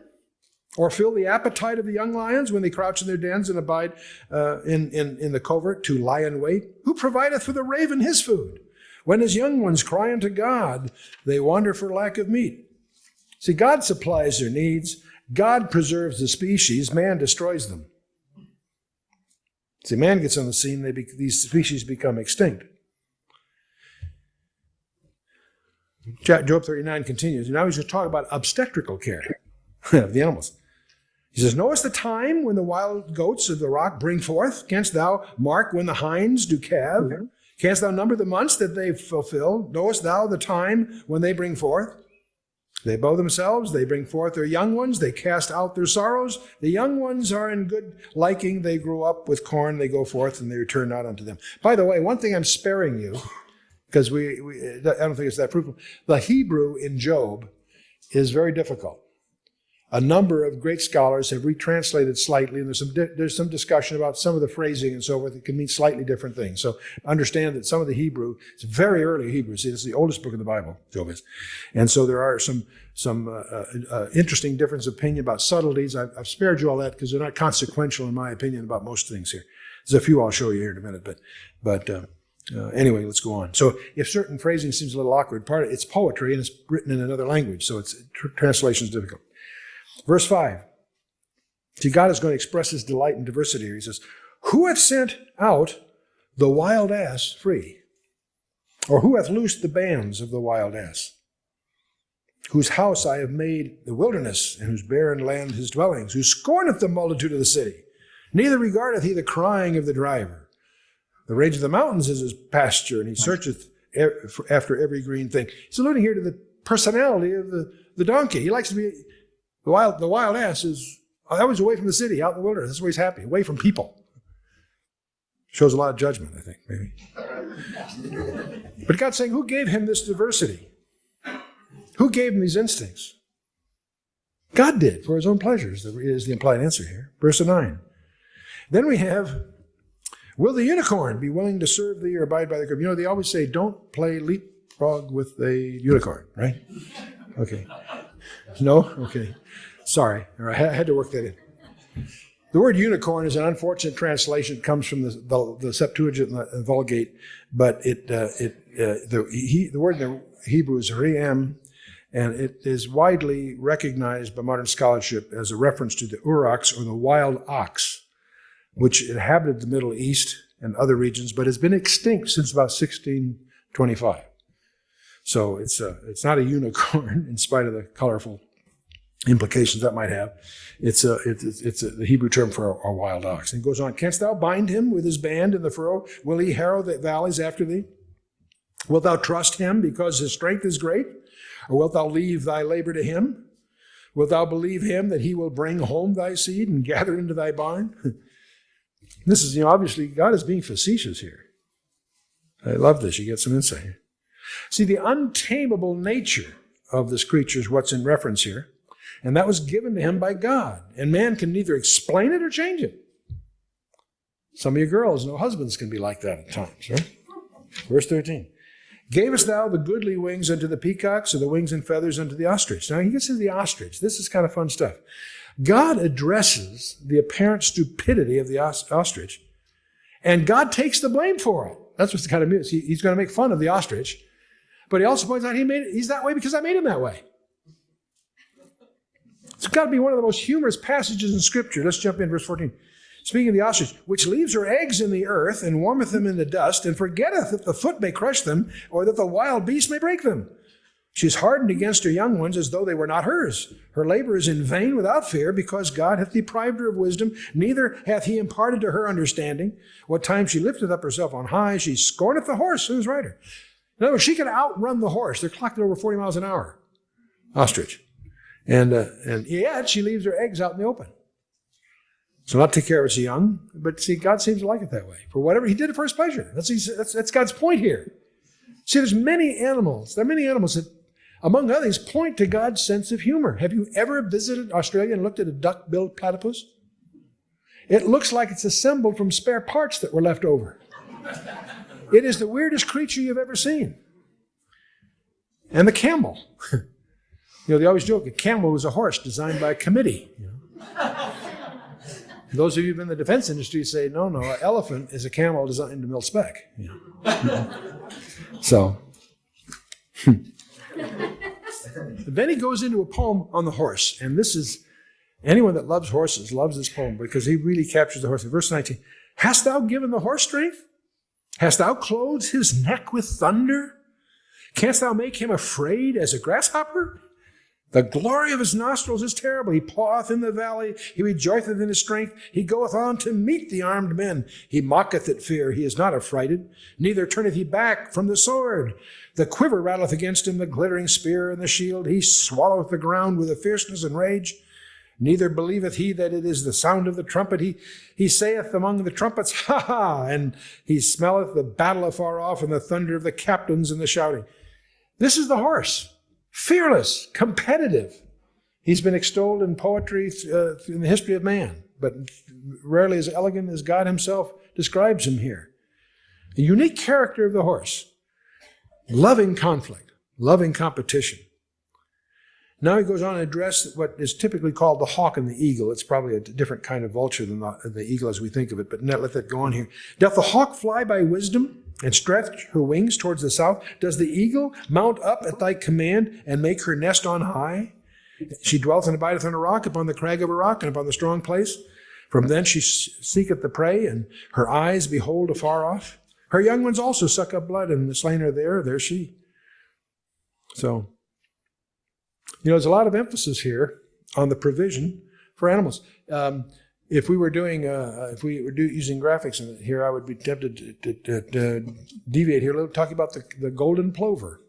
I was fascinated by this discovery. A little tiny bird, weighs about 120 grams, flies from Alaska to Hawaii every year. Now, if you do the arithmetic, he can't make it. He doesn't have the energy. He's got to do 250,000 wing flaps to get from Alaska to Hawaii. Dr. Werner Gitt put this all together. I was looking at the charts and the mathematical answer. It was fascinating because it turns out the way they make it, this little bird picks up 80 grams. It goes from 120 grams to 200 grams for the energy. And you can figure out the fuel consumption of the flight, and you discover it can't quite make it. It can't quite make it, but it does. How does it do it? It flies in formation. It saves 20% of the fuel by flying in formation, by rotating the lead bird. Just like a race driver, drafts, if you're familiar with that, same idea. So it's interesting. If you go through all the arithmetic, by flying in formation, he has 6 grams to spare for headwinds. See, there's no islands, and they can't swim. I mean, this is interesting. It's a 4,000-mile thing. The real mystery to me is, how does he know how to get there? They have studied every conceivable thing you imagine. The magnetic fields of the earth, the gravity, stars. There's all kinds of theories. People have done their PhD, all kinds of theories, punctured every one of them. They have no idea, to my knowledge. And I hope I get surprised and find out. I'm really interested how on earth they navigate. They've been studying like crazy because they think maybe they'll discover some other additional aids to navigation. How they don't know. And they're born with this knowledge built into them somehow. God put it there. And the flight of birds, all these different birds have different origins, go different places. How do they navigate? No one knows. What's interesting about this one, see, there's no visual cues, not from Alaska to Hawaii across the ocean with no islands. How do they get there? Stars? Hey, there's overcast. I mean, there's all kinds. Everything you come up with has been punctured as they try to pursue this. So Matthew 10:29, Jesus says, "Are there not 2 sparrows sold for a farthing, and one of them shall not fall to the ground without your Father knowing? But the very hairs on your head are all numbered. Fear ye not, therefore, for ye are much more valuable than many sparrows." But how interesting, God watches over everything. Not a sparrow can fall to the ground without his knowing. All these are for the pleasure of God. Well, we finally get to Job 40. And we'll only take a few verses here, and you'll see why in a minute. We're going to make it. My engineer's nervous because we're getting close to the trail here. Job chapter 40, verse 1, "Moreover, the Lord answered Job and said, Shall he that contendeth with the Almighty instruct him?" In other words, are you going to instruct God? Where were you? You weren't even there. How can you instruct God? See, this is all derivative from Job's challenge of some of the things, what God's doing here. You see? "Shall he contendeth with the Almighty, that contendeth with the Almighty instruct him? He that reproveth God, let him answer it." See, well, Job, are you able to argue with God? How have you done with this examination? How many questions did you answer? I want to ask you guys for a show of hands. Then Job answered the Lord and said, "Behold, I am vile. What shall I answer thee? I will lay my hand upon my mouth. Once I have spoken, but I will not answer, yea, twice, but I will proceed no further." See, Job's really in fact saying, yes, I'm not in your league. I'm out of my depth. So Job is silenced, but God isn't finished. He's just getting warmed up here. Verse 6, "Then answered the Lord unto Job out of the whirlwind and said, Gird up thy loins now like a man. I will demand of thee, and declare thou unto me. Wilt thou also annul my judgment?" That's the root thing here. This is all preamble. "Wilt thou condemn me, thou that mayest be righteous?" See, God now brings this whole thing into moral judgment, into discussion. He invites Job now to mount the throne of God and, as it were, see what he would do if he was in God's shoes, so to speak. Verse 9, "Hast thou an arm like God? Canst thou thunder with a voice like him? Deck thyself now with majesty and excellency, and array thyself with glory and beauty. Cast abroad the rage of thy wrath, and behold everyone that is proud, and abase him." See, now God puts his finger on the problem that is really in Job's heart. Can he handle the proud? Verse 12, "Look on everyone that is proud, and bring him low, and tread down the wicked in their place. Hide them in the dust together, and bind their faces in secret. Then will I also confess unto thee that thine own right hand can save thee." In other words, if you can handle these things, then you might be able to handle your own problem and give yourself victory that you previously claimed. And this is all preamble, because now he's getting really warmed up, and we're going to go into that next time. We've talked about 10 animals. There's 2 left. These 2 animals are really interesting animals. So next time, we're going to talk about dinosaurs and dragons. And the question you might be mulling over this, have you heard the legends of these fire-breathing dragons, the Chinese and other legends? Are they myth? Or are they relics from true relics from an ancient past?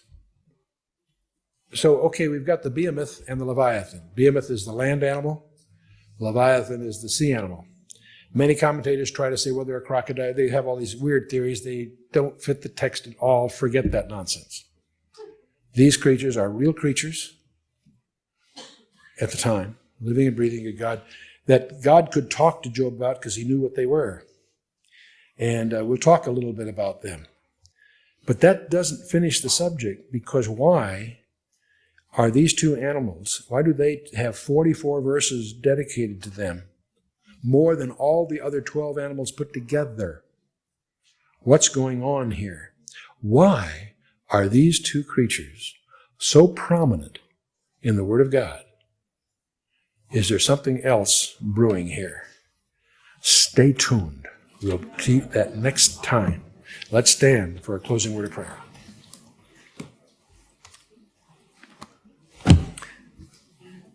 Next time when you get together, you might want to bring your kids. Kids seem to love dinosaurs, but it should be fun. It should be a fun time. And that will leave the last session, the next session after that, to wrap up the whole book. Too bad they cut the prayer out of that. It'll be our next session.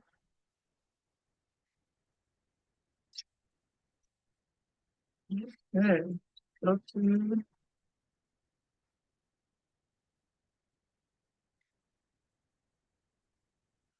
catch what's left of this one.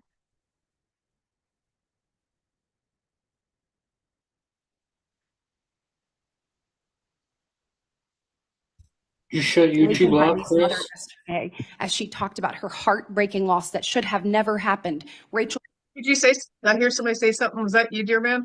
Yeah, okay, you got our SBN up. That should be fine for YouTube. Okay. and getting them out of here. So my question for you is, I'd like for you to talk about that. You've talked about cleaning up America, making it safe and secure for its people. Please tell the American people your plans. Thank you, Senator. I really appreciate it. And the two themes that, if I'm confirmed, that I have for the FBI are really just going back to keeping it simple. One, let good cops be cops. 100,000 drug overdoses, 100,000 rapes, 17,000 homicides. That's only with 70% of the precincts reporting in. That is violent crime exploding out of control. We've got 38,000 employees at the FBI, and as I alluded to earlier, almost a third of them work in and around the Washington, D.C. area. Well, those crimes are committed out in the rest of America. And I'm going to let good cops be cops and put handcuffs on the bad guys and put child molesters in prison and put murderers in prison and make sure CCP fentanyl doesn't kill another one of your constituents. That's track one. Track two, to restore the trust in the FBI. That has degraded, not by my opinion, by the Gallup poll, that only 40% of Americans have trust and faith in the FBI. It is a cataclysmic failure in leadership to get to that point that did not happen over time. And so what the FBI must do while tackling violent crime and protecting Americans' national security and our sovereignty is work with Congress, Republicans and Democrats, to expose any government corruption, provide government accountability through transparency, and get you all the documents that you are the custodians of. The FBI reports to Congress. If I am confirmed as FBI director, I will report to Congress. And I will just save you with this one caveat here about my personal experiences with the FBI. The men and women of the FBI do the most courageous work on God's green earth. I was fortunate enough to utilize FISA 702 national security measures to prevent a shopping mall from blowing up in Houston and the state capitol from being attacked in California. Courageous men and women do that work every day, and these are cases you never hear about. Instead, the only things you hear about are the baseless conspiracy theories and attacks levied at me. Well, here's something for America. You can say whatever you want about me. If I'm confirmed, bring it on. But you will not denigrate the men and women of the FBI that saved this country. Amen. Thank you, thank you, thank you. And speaking of, I want to talk to you a little bit about how you're going to make sure that those men and women have the opportunity to get out and about throughout the country. And so when we look at that, obviously Huntsville, Alabama, to me is a Redstone. That's exactly right. Redstone Arsenal is a beacon of what we should look at, putting our men and women out amongst the very people that they serve. And so in my next few minutes, I certainly want to talk to you about that. I'll save it for the next 3. But just finishing up on what's happening at our border. We saw under this previous administration that there were about, I think, 1.7 million special interest aliens that came across our border. I think the House Judiciary Committee put it out. That's obviously from the 26 countries that DHS determines have the greatest threat here in our homeland. When you're looking at how do you tackle that? So, they're in the interior. Additionally, the people on the terrorist watch list, the hundreds of people that have been released into our country. How do you man your men and women to go and find those individuals and make sure that our country is safe? This is going to require a collection of law enforcement, what we call 1811 agents across the various agencies, specifically HSI and Secretary Noem are going to be prioritized with tasking and going after illegals to follow the law and the orders issued by the White House. But also at the same time, the FBI possesses an enormous amount of resources to go into our jails and find those already imprisoned and with pending deportation orders, with pending violations of their parole status. So if I'm confirmed, the full resources of the FBI, where appropriate, will be committed to that cause, but I believe primacy rests with other agencies. Excellent. Thank you so much. Senator Schiff. Oh, boy. Mr. Patel, early in this hearing, Senator Durbin asked you about the January 6th choir of inmates whose song you promoted, and here's what you said. I did not have anything to do with the recording. I did not have anything to do with the recording. Do you stand by that testimony, Mr. Patel? Senator, what I said was I didn't do the recording. You said you didn't have anything to do with the recording, which is interesting because here's what you told Steve Bannon on his podcast.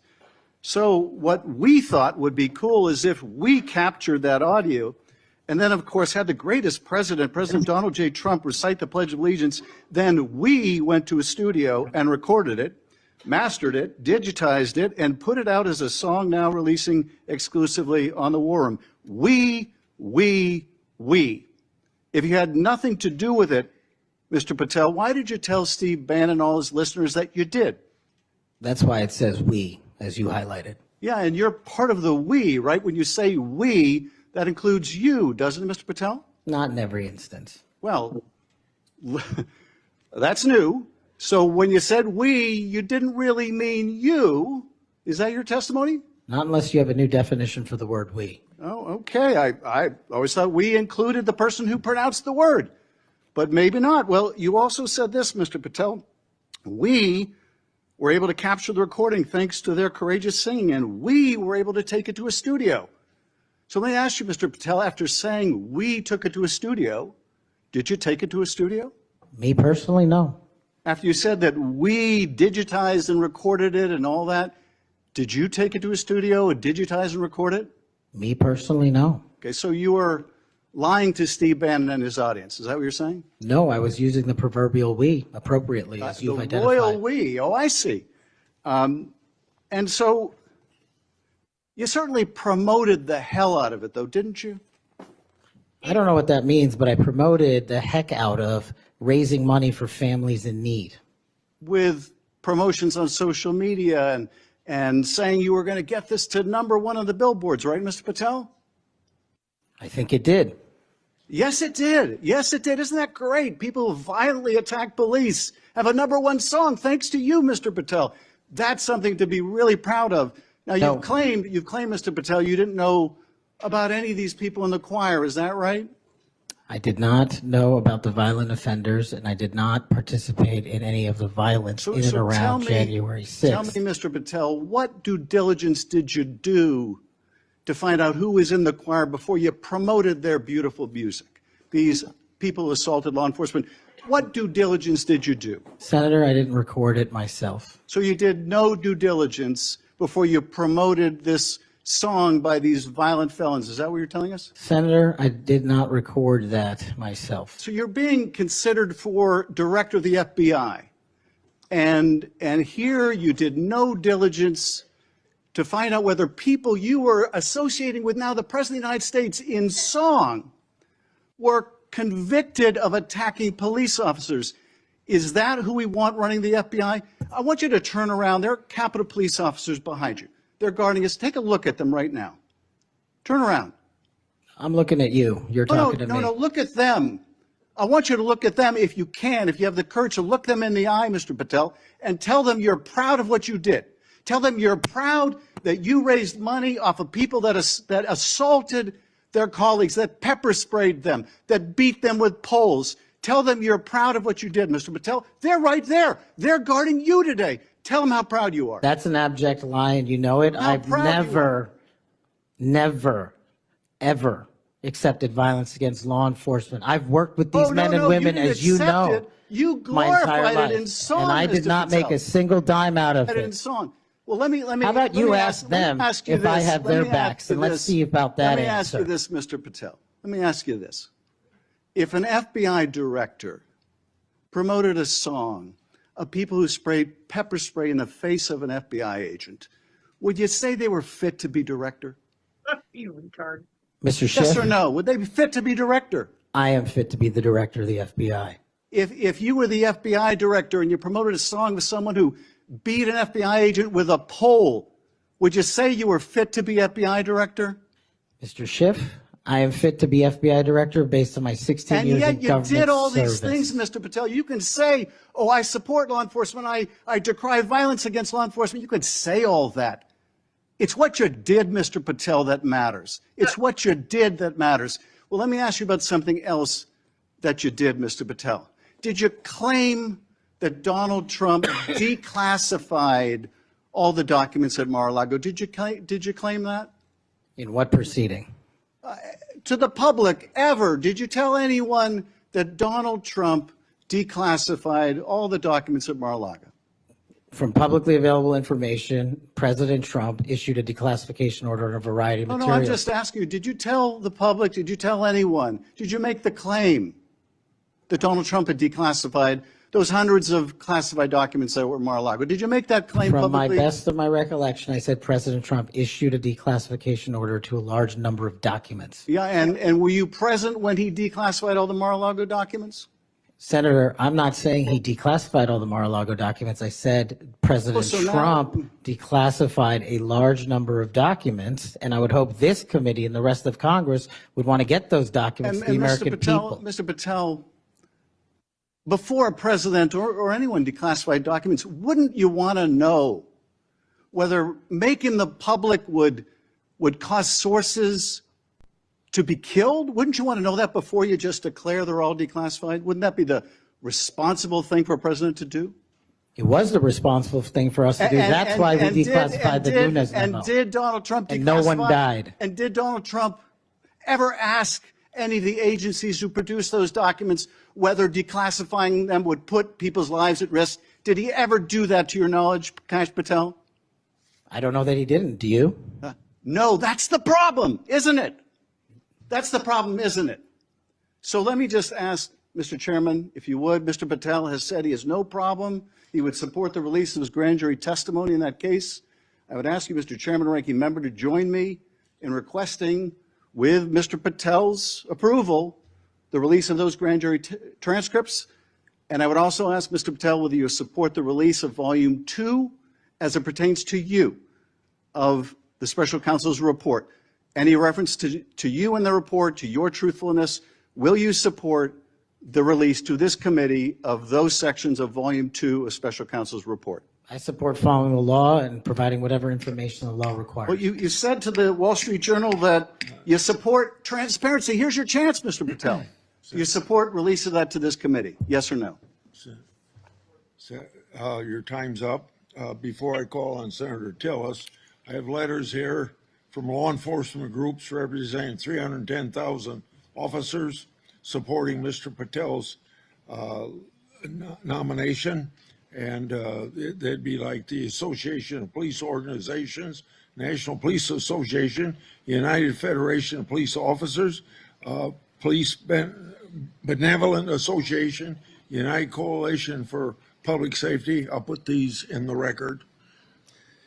Senator Tillis. Thank you, Mr. Chairman. And Mr. Patel, thanks for being here. I want to thank my colleague, Senator Welsh, for being so measured and respectful in the way that he engaged with you. I just want to cover a few things, and I don't know if it'll take 7 minutes or not. I want to go back to the we versus I, since it was the last discussion. Other people may not have been paying attention. I've only missed Senator Booker's questions, but in your exchange with my colleague from one of my former states that I lived in, Louisiana, he repeatedly said you with respect to preparing a memo or documents, and you repeatedly said we.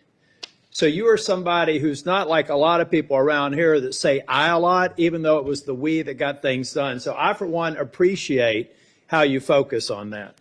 Now let's talk about how things change over time. I don't know if President or if the presidential candidate Clinton ever claimed that President Trump was legitimately elected. I know that Stacey Abrams never really, I think, allowed or acknowledged that Governor Kemp was governor until the second time she lost. I don't know what's wrong with you simply saying that President Biden is duly elected. Now, I believe that Senator Welsh is asking for a legitimate reason, but most people aren't. Most people are going to say, now we got you. And now we're going to create a wedge between you and the president and other people by using that word that they can absolutely exploit. So you've answered the question. President Biden was duly elected. I don't have any problem with saying he won because I certified the election along with so many others on January the 6th. Now let me talk about January the 6th. Y'all may not know this. I don't know if it's public. I can't imagine why it'd be classified. This was the room that we retreated to on January the 6th. I was the last Senate member out of the chamber. I was actually approached by one of the vice president's details saying it's time to go. Part of it was because I was really angry and a little way wanting to fight, which was probably not a good idea.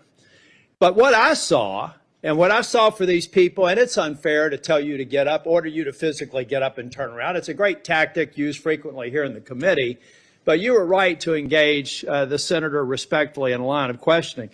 I looked at all the ones who were in the chamber on January the 6th, and they were heroes. I looked at the ones after I transcended down the stairs and went into the trains connecting the Capitol. Those heroes were bloody. They were bruised, and they were still holding the line, and we saw and heard people 50 yards away. Every one of those people in the Capitol, I've said, were thugs, and I don't apologize for it.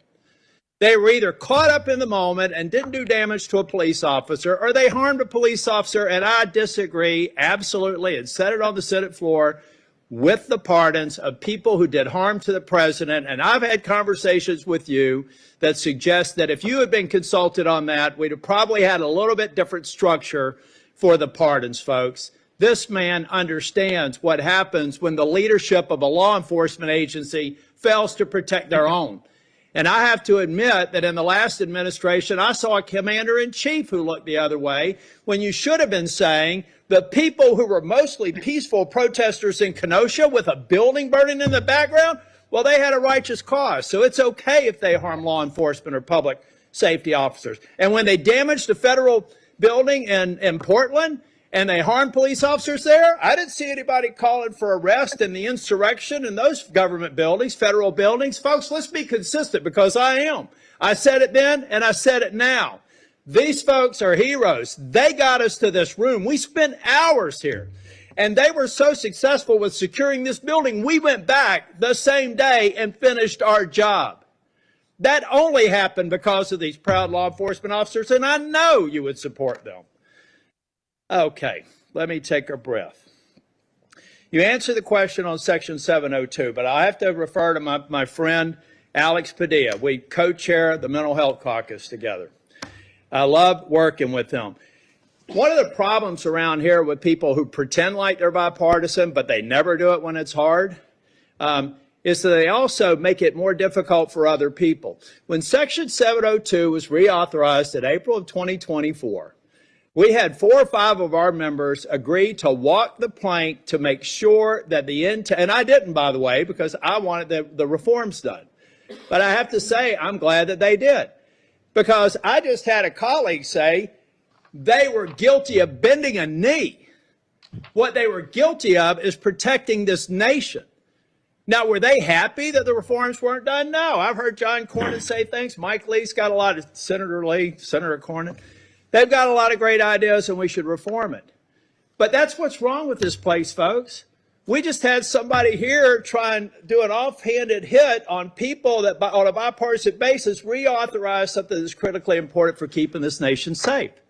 So I guess the inference is, next time, don't do that. Be partisan. Go dark. Endanger the U.S. So come on, guys, let's be real here. If anything, I hope I've been consistent on, let's just be balanced. You know, really, you've had colleagues, we've had colleagues on the other side of the aisle called President Trump an illegitimate president. Now, we have, the witness has acknowledged that President Biden's election was certified. If you want to use a specific word, what are we, in high school? I mean, come on. So I do have to tell you, though, Cash, I've hit bingo a couple of times. And I have a feeling by the time we get to the third round, we will again. Hope you put a lot of money on it, Senator. You know what? I put a lot of, I won't call it money, but capital on? It's the due diligence I've done on you and the extraordinary job you're doing in this committee. One of the reasons you're seeing frustration among people asking you questions is you're composed, you're respectful, you reached out to every one of them and asked to meet with them. They've thanked you for doing that. I suspect that those conversations went a lot better than the TV personalities that we've seen today. So I've got 50 minutes. You want to wrap up on, and I'm going to come back for the second round. You want to wrap up on, let me just ask you this question. I went to the floor yesterday to make it very clear. I've been thanking these Capitol Police officers, and I told them I actually thought that the parties of people who did harm to police officers sucked. And I told them that at every one of these security entrances when I come in, and I stand by it, and I respectfully disagree with the president or whoever likely gave him advice, because the president has to rely on best advice for some of these executive orders. But I make no apology for saying that the men and women on Capitol Hill that got us safely to this building are heroes. The people who harmed them are thugs, but they're out now. So here's their opportunity, Mr. Patel. You find the people that you were convicted of harming, call them, write them a letter, apologize to them. And if you don't, and you come to Capitol Hill, I will track you down and I will burden you until you do. Now I've run out of time. I'll be back for a second round. Thank you, Senator. Senator Moody. Well, thank you, Chairman. I appreciate that. And thank you for being here. I know this has been a long day. I am the junior most senator, so you know I go last. But ever since I got here, and it's been a whole week, I get told two things when I rush up to my fellow senators. Number one, are you Senator Britt? And number two, you know the Senate is a body that is deliberative and calm. And I'm anything but. So I don't know how the next couple of years is going to look, but I hope that they'll bear with me. Serving as the AG over the last 4 years, I've seen a lot of things out of these agencies that I never thought we'd see in the United States of America. I know my fellow attorneys general around the nation would agree with me. In fact, some of them are here today to support you. I'd love to introduce them if they'll stand up. The Attorney General from South Carolina, the former Utah Attorney General, Sean Reyes. I'm sorry, Alan Wilson, I didn't say your name. South Carolina AG. And Louisiana AG, Liz Merrill. They joined me. Thank you for being here. They joined me in signing on to a letter supporting your nomination, and we did that while I was still the Attorney General over a week ago. They came here today to support you, and Mr. Chairman, I know that you've been referencing a lot of letters that you've been entered into evidence. I'd like this to be entered into the record. Sorry, I'm talking like a trial lawyer. With consent, please, sir. This is signed by 24 states attorneys general that support the nomination of Mr. Patel. One of the things that I have been most upset about is watching federal agencies take more and more and more power and step all over the dual sovereignty of state and local law enforcement and investigations and prosecutions. I know you, like me, served in both the state criminal justice system and the federal criminal justice system. I was a federal prosecutor, a state judge, and a state attorney general, and I know you crossed over those jurisdictions. Do I have your commitment as the director of the FBI that you will respect dual sovereignty of the federal government, the FBI, to pursue its investigations of federal laws, and respect local and state law enforcement pursuing violations of their own laws, even when there may be overlap of investigations? Senator, not only do you have my commitment, if you may, for the first time ever, the National Sheriff's Association has endorsed a nominee to be the director of the FBI. 3,100 sheriff's deputies across the country have endorsed me for one reason, I think, primarily, because I'm committed to local level law enforcement as a state jurisdiction. Washington, D.C. cannot fix the problems of this country, but everyday cops can and do it every single day. And so if I'm confirmed as FBI director, we're going to work with local law enforcement because they're going to tell us what they need, and we're going to give them everything we can. But we are not going to trample on local law enforcement because they're the ones keeping our communities safe just as much as anyone here. The citizens of Florida will be happy to hear that, as well as Americans. As you know, after the second assassination attempt, which took place in the state of Florida against a Florida resident, now President Donald Trump, many people were surprised that that could happen in just over 2 months. Many people were shocked that a would-be assassin could get that close to a president after it had just happened so quickly. So needless to say, many Americans, and certainly Floridians, demanded a transparent and accountable investigation of that second assassination attempt. I was tasked, along with law enforcement in Florida, to pursue that investigation.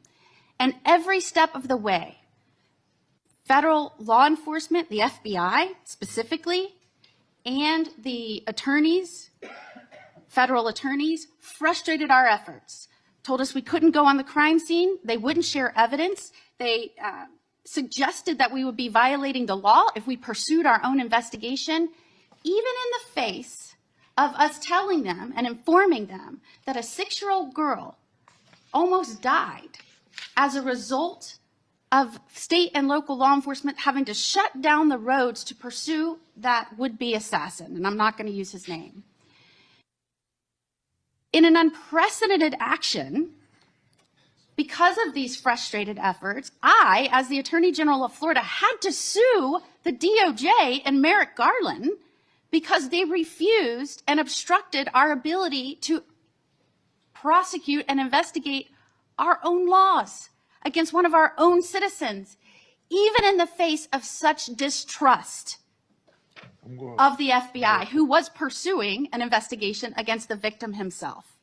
So at a time when you have data that shows that Americans' trust in the FBI is at its lowest point in history, when the FBI is not trusted by local and state law enforcement, can you think of a better time for the FBI to say, yes, Florida investigators, come in, let's work this together, not to the detriment of the investigation, but in a collaborative effort? Can you think of a better time to have done that rather than hide beside some law that they said prevented us from moving forward with our own investigation?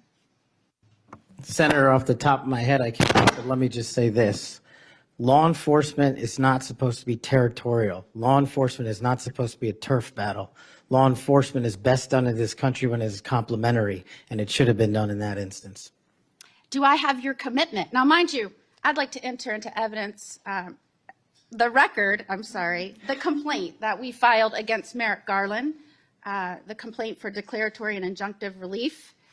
This was a result of the FBI obstructing our investigation at every turn. Do I have your commitment that as soon as you are confirmed, which I believe you will be, that you will address this suit, interface with the investigators and the lawyers in Florida, and begin cooperating with us so that we might pursue justice for that little girl? Absolutely, Senator. And I'll just finally end with, yes, I have had a lot of work experiences, as you have, working on the front lines with law enforcement to go after those violating laws. But I am also the wife of a law enforcement agent, federal, now local. We need somebody at the helm that understands the mission is to stand on that line between good and evil, between crime and chaos. There is no other mission. And we trust that you're going to right-size this agency and set it back on course. And I am proud to support you. Thank you, Senator. Is there any objection among the committee for her request to insert things in the record? I hear none, so ordered. Now we start our second round, 3 minutes each one. I've spoken on this issue many times. I may have even discussed it with you in my office. The FBI's Foreign Influence Task Force inappropriately briefed me and Senator Johnson. That briefing was later used to falsely tie our Biden family investigation to, you can expect it, Russian disinformation. Our investigation was based on records from both the Obama and the Biden administrations, along with various bank records. Over 4 years later, the FBI has yet to provide us the underlying intelligence that they said formed the basis for the briefing. So if confirmed, I want you to work with me to finally get to the bottom of what happened here, including providing me and Senator Johnson with related records. You have that commitment, Senator, if confirmed.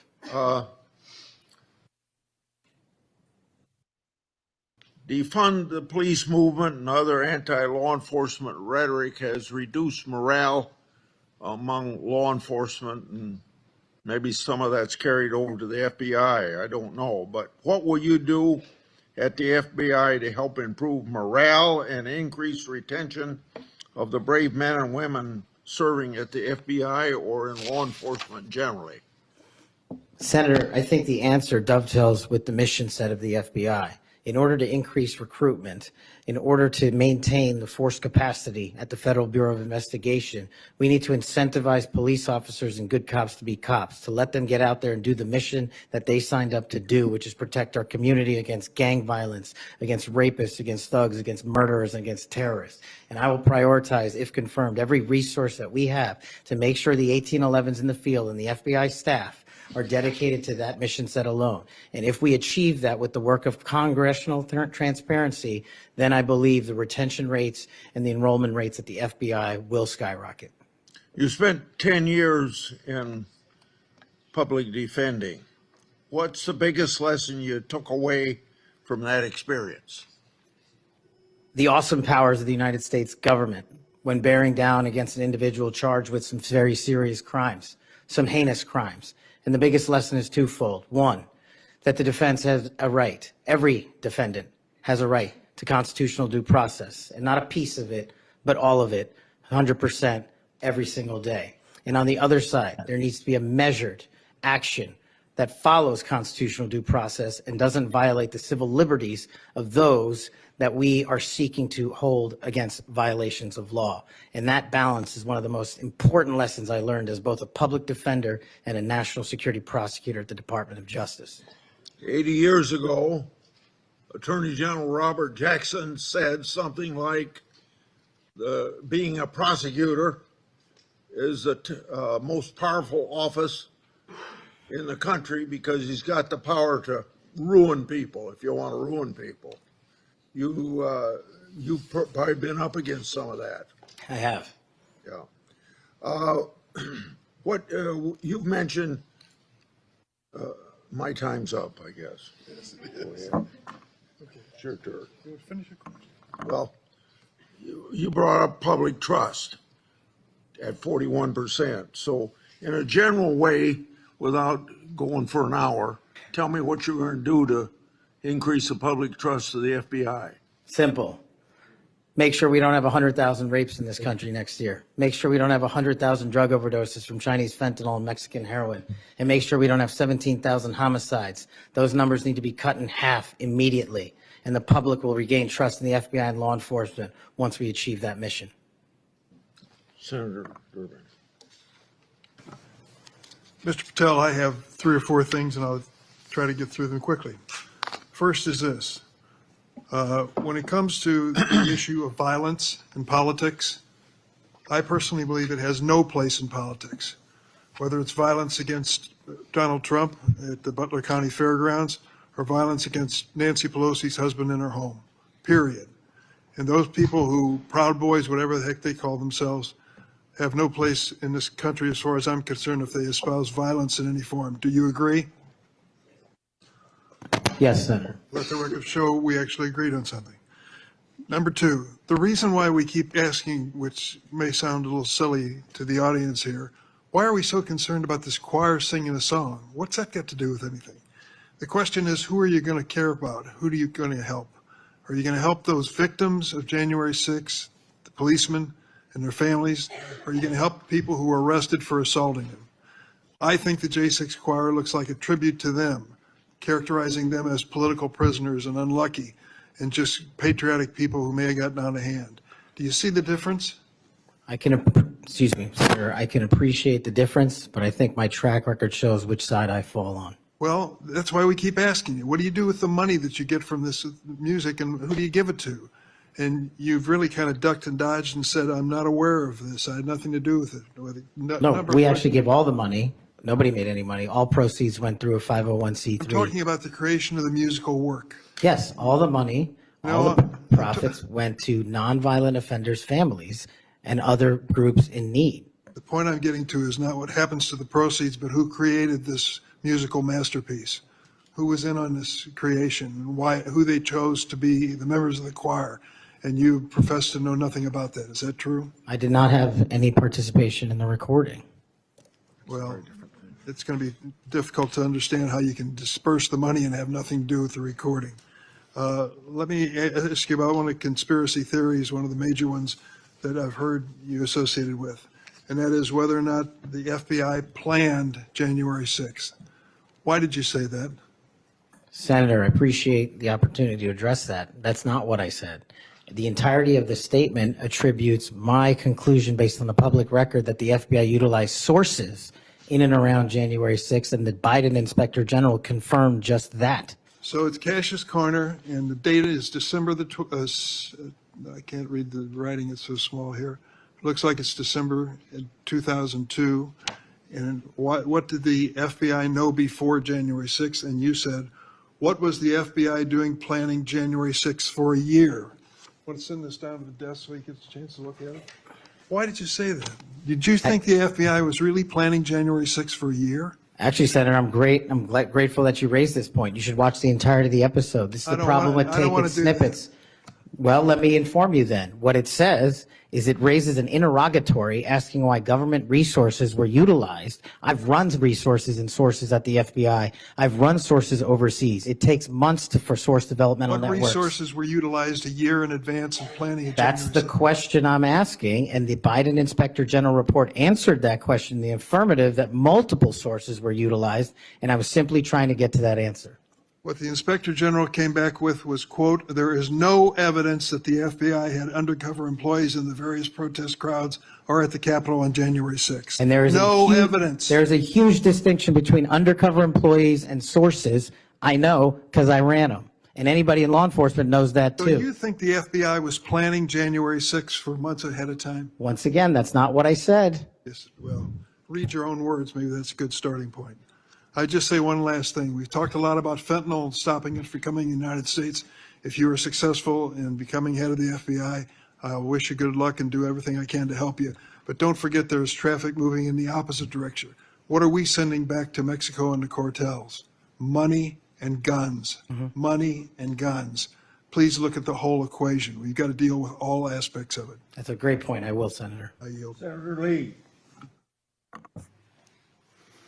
Mr. Patel, I've been pleased to hear bipartisan concern echoed in this hearing, bipartisan opposition to the political weaponization of government, including and especially involving the FBI.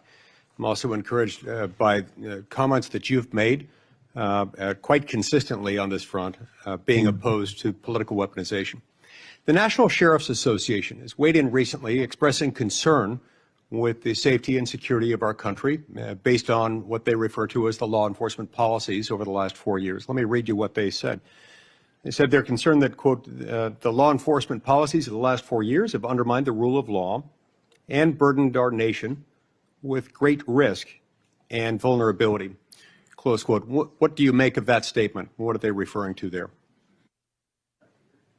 Could you just repeat the end of that? Yeah, they said they're concerned that, quote, the law enforcement policies of the last 4 years have undermined the rule of law and burdened our nation with great risk and vulnerability.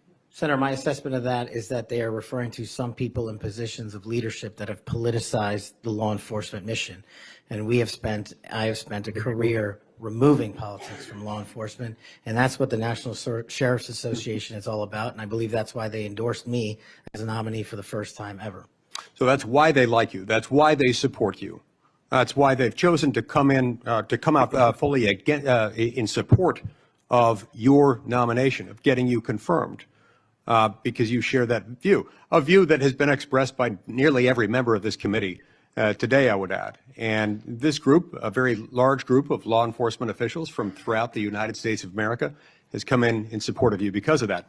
As they do that, they express confidence in you specifically and in your ability in particular to bring back, quote, transparency, integrity, collaboration, and commitment to excellence within the FBI. Tell me what you'll do in order to do that, and how you'll commit to work with other law enforcement, both within the FBI, elsewhere within the federal government, and with state and local law enforcement officials to bring that back. Senator, the only way to truly remove weaponization and politicization from law enforcement is to follow the Constitution. And if you look at the FBI's website and their mission statement and their core values, each has 8. And the 8th and last core value of the mission statement on the FBI's website right now is fighting violent crime. That needs to be number 1. The 8th core value out of all core values on the FBI's website right now is rigorous obedience to the Constitution. That needs to be number 1. Reorienting these policies with an effective leadership in place to follow the law will allow us to achieve a singular standard of constitutional law enforcement. And that is the only way you remove the weaponization from politics and, from law enforcement. And that's what the sheriffs are talking about, and that's what cops are talking about. If men and women were angels, we wouldn't need government. If we had angels to govern us, we wouldn't need a constitution. We're not angels. We don't have access to them. So we got to follow the rules. And that's your top job. I appreciate your support for the Constitution. Senator Whitehouse. Mr. Patel, you supposedly know something about grand juries. I just went to the DOJ website to get language. I'm quoting it. Federal Rule of Criminal Procedure 6E prohibits most persons present during the proceedings from disclosing what transpired inside the grand jury room. However, the proscription does not apply to witnesses. Do you now, as a grand jury witness, authorize this committee access to a transcript of your own testimony?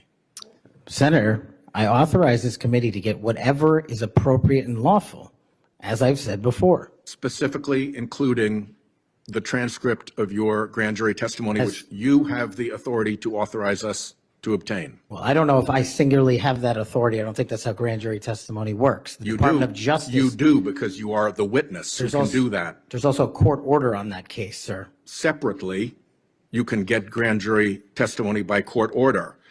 The witnesses can always reveal their grand jury testimony. Do you authorize us to get access to your testimony? I authorize this committee to lawfully obtain any records that they are appropriately allowed to get.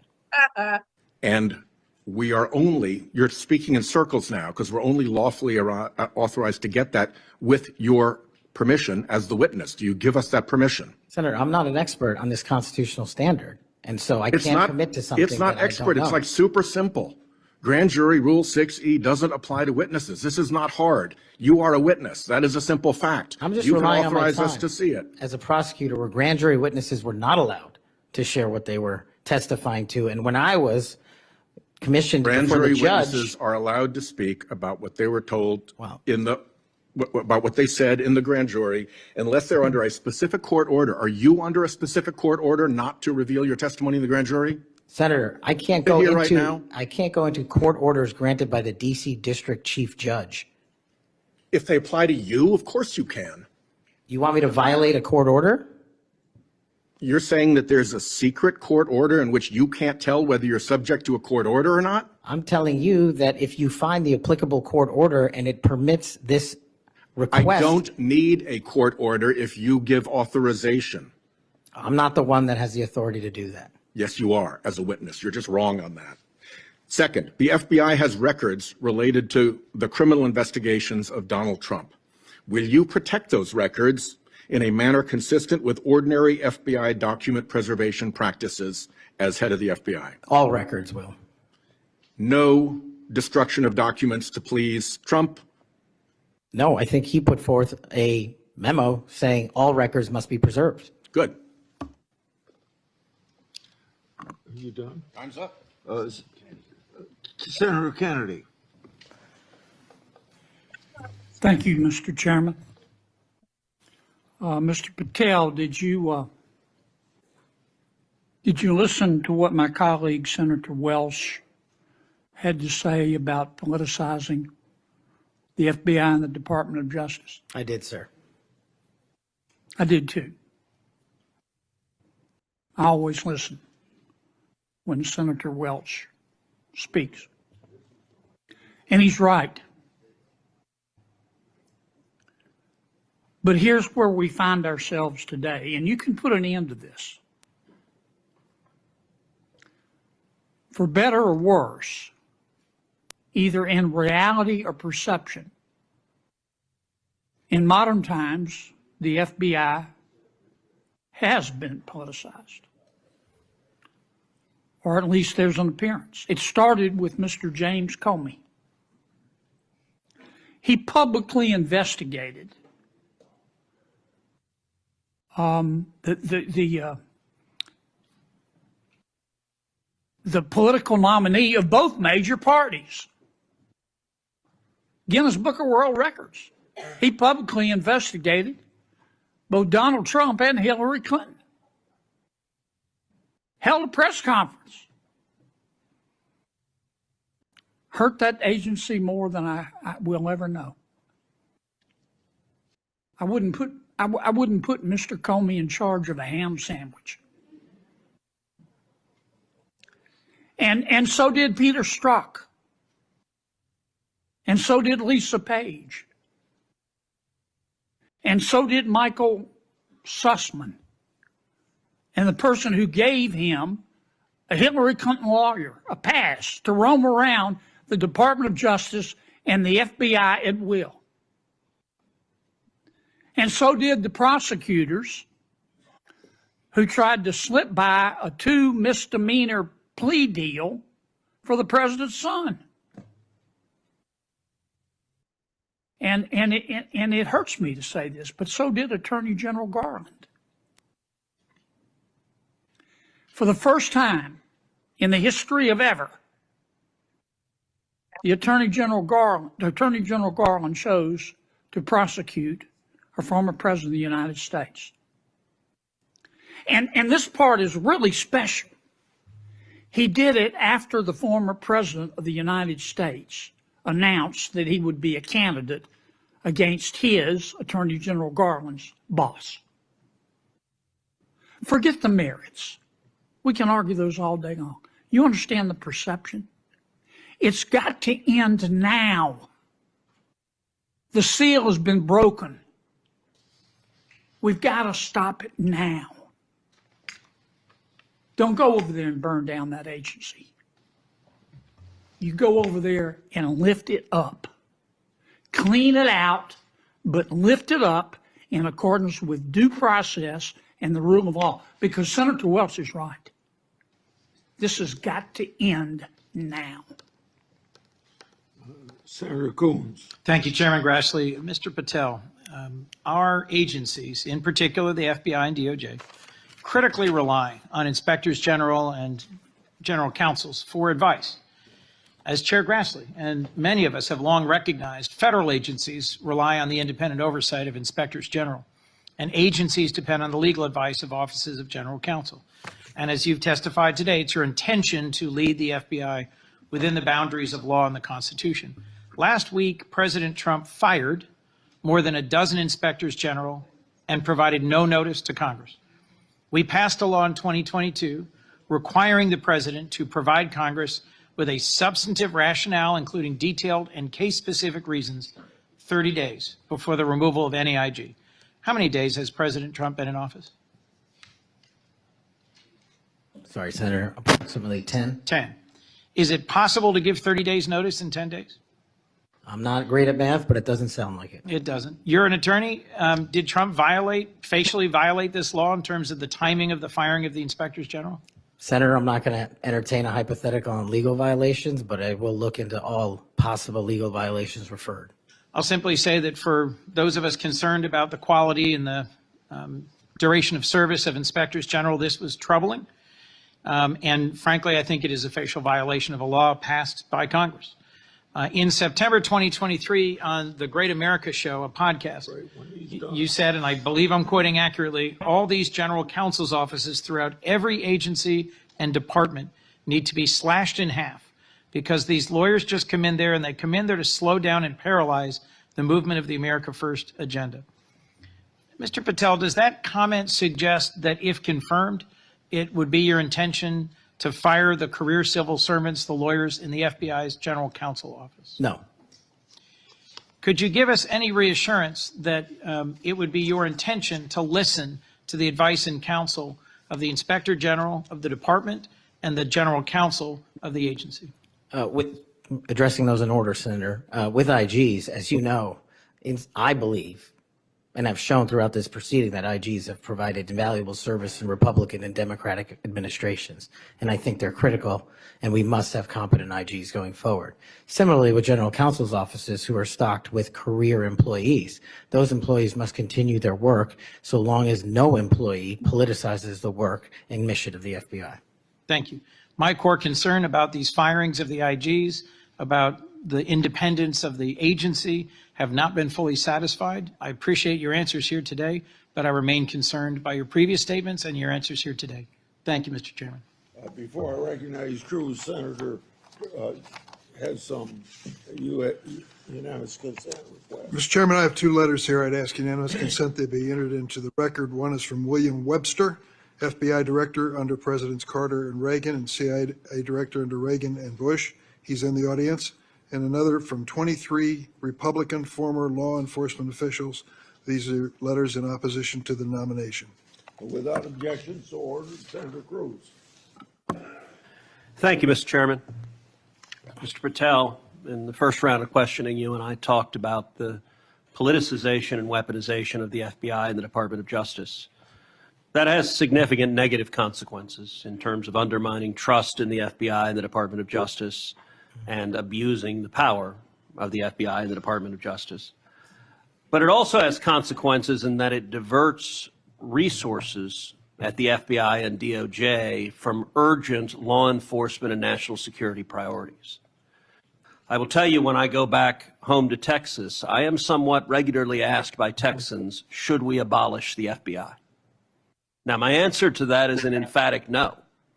The FBI has a critical mission of stopping bad guys, whether serial killers or human traffickers or child molesters or terrorists. But it says something that a sizable percentage of America has so lost faith in the Bureau that they believe it should be shut down. I think allowing the FBI to be politicized has resulted in far too little attention being placed on very serious national security risks that we face right now, including for the last 4 years. As a result of the open borders that we've had, over 12 million illegal immigrants have come into this country. And I believe as a consequence of that, we face a greater risk today of a major terrorist attack than we have at any time since September 11th, 2001. You have well over a decade of experience in national security and law enforcement. In your judgment, do you agree with me as to the magnitude of the threat we face right now of a potential terrorist attack? It's as high as I've ever seen it, Senator. And describe to this committee what the FBI should be doing to prevent future terrorist attacks. Working hand in glove with our intelligence community and obtaining information that directly relates to the FBI's criminal mandate on an intelligence basis, and thwarting and prosecuting and stopping any terrorist attacks here and any homegrown activities abroad that are directed at the United States of America, along with countermanding the CCP espionage rings in this country, which dovetail with the foreign terrorist organization activity. Does it concern you that Customs and Border Patrol in the previous administration instructed Border Patrol agents in particular to be on the lookout for Hamas or Hezbollah or Palestinian Islamic Jihad terrorists crossing our southern border? Does that concern you as a risk to Americans across the country?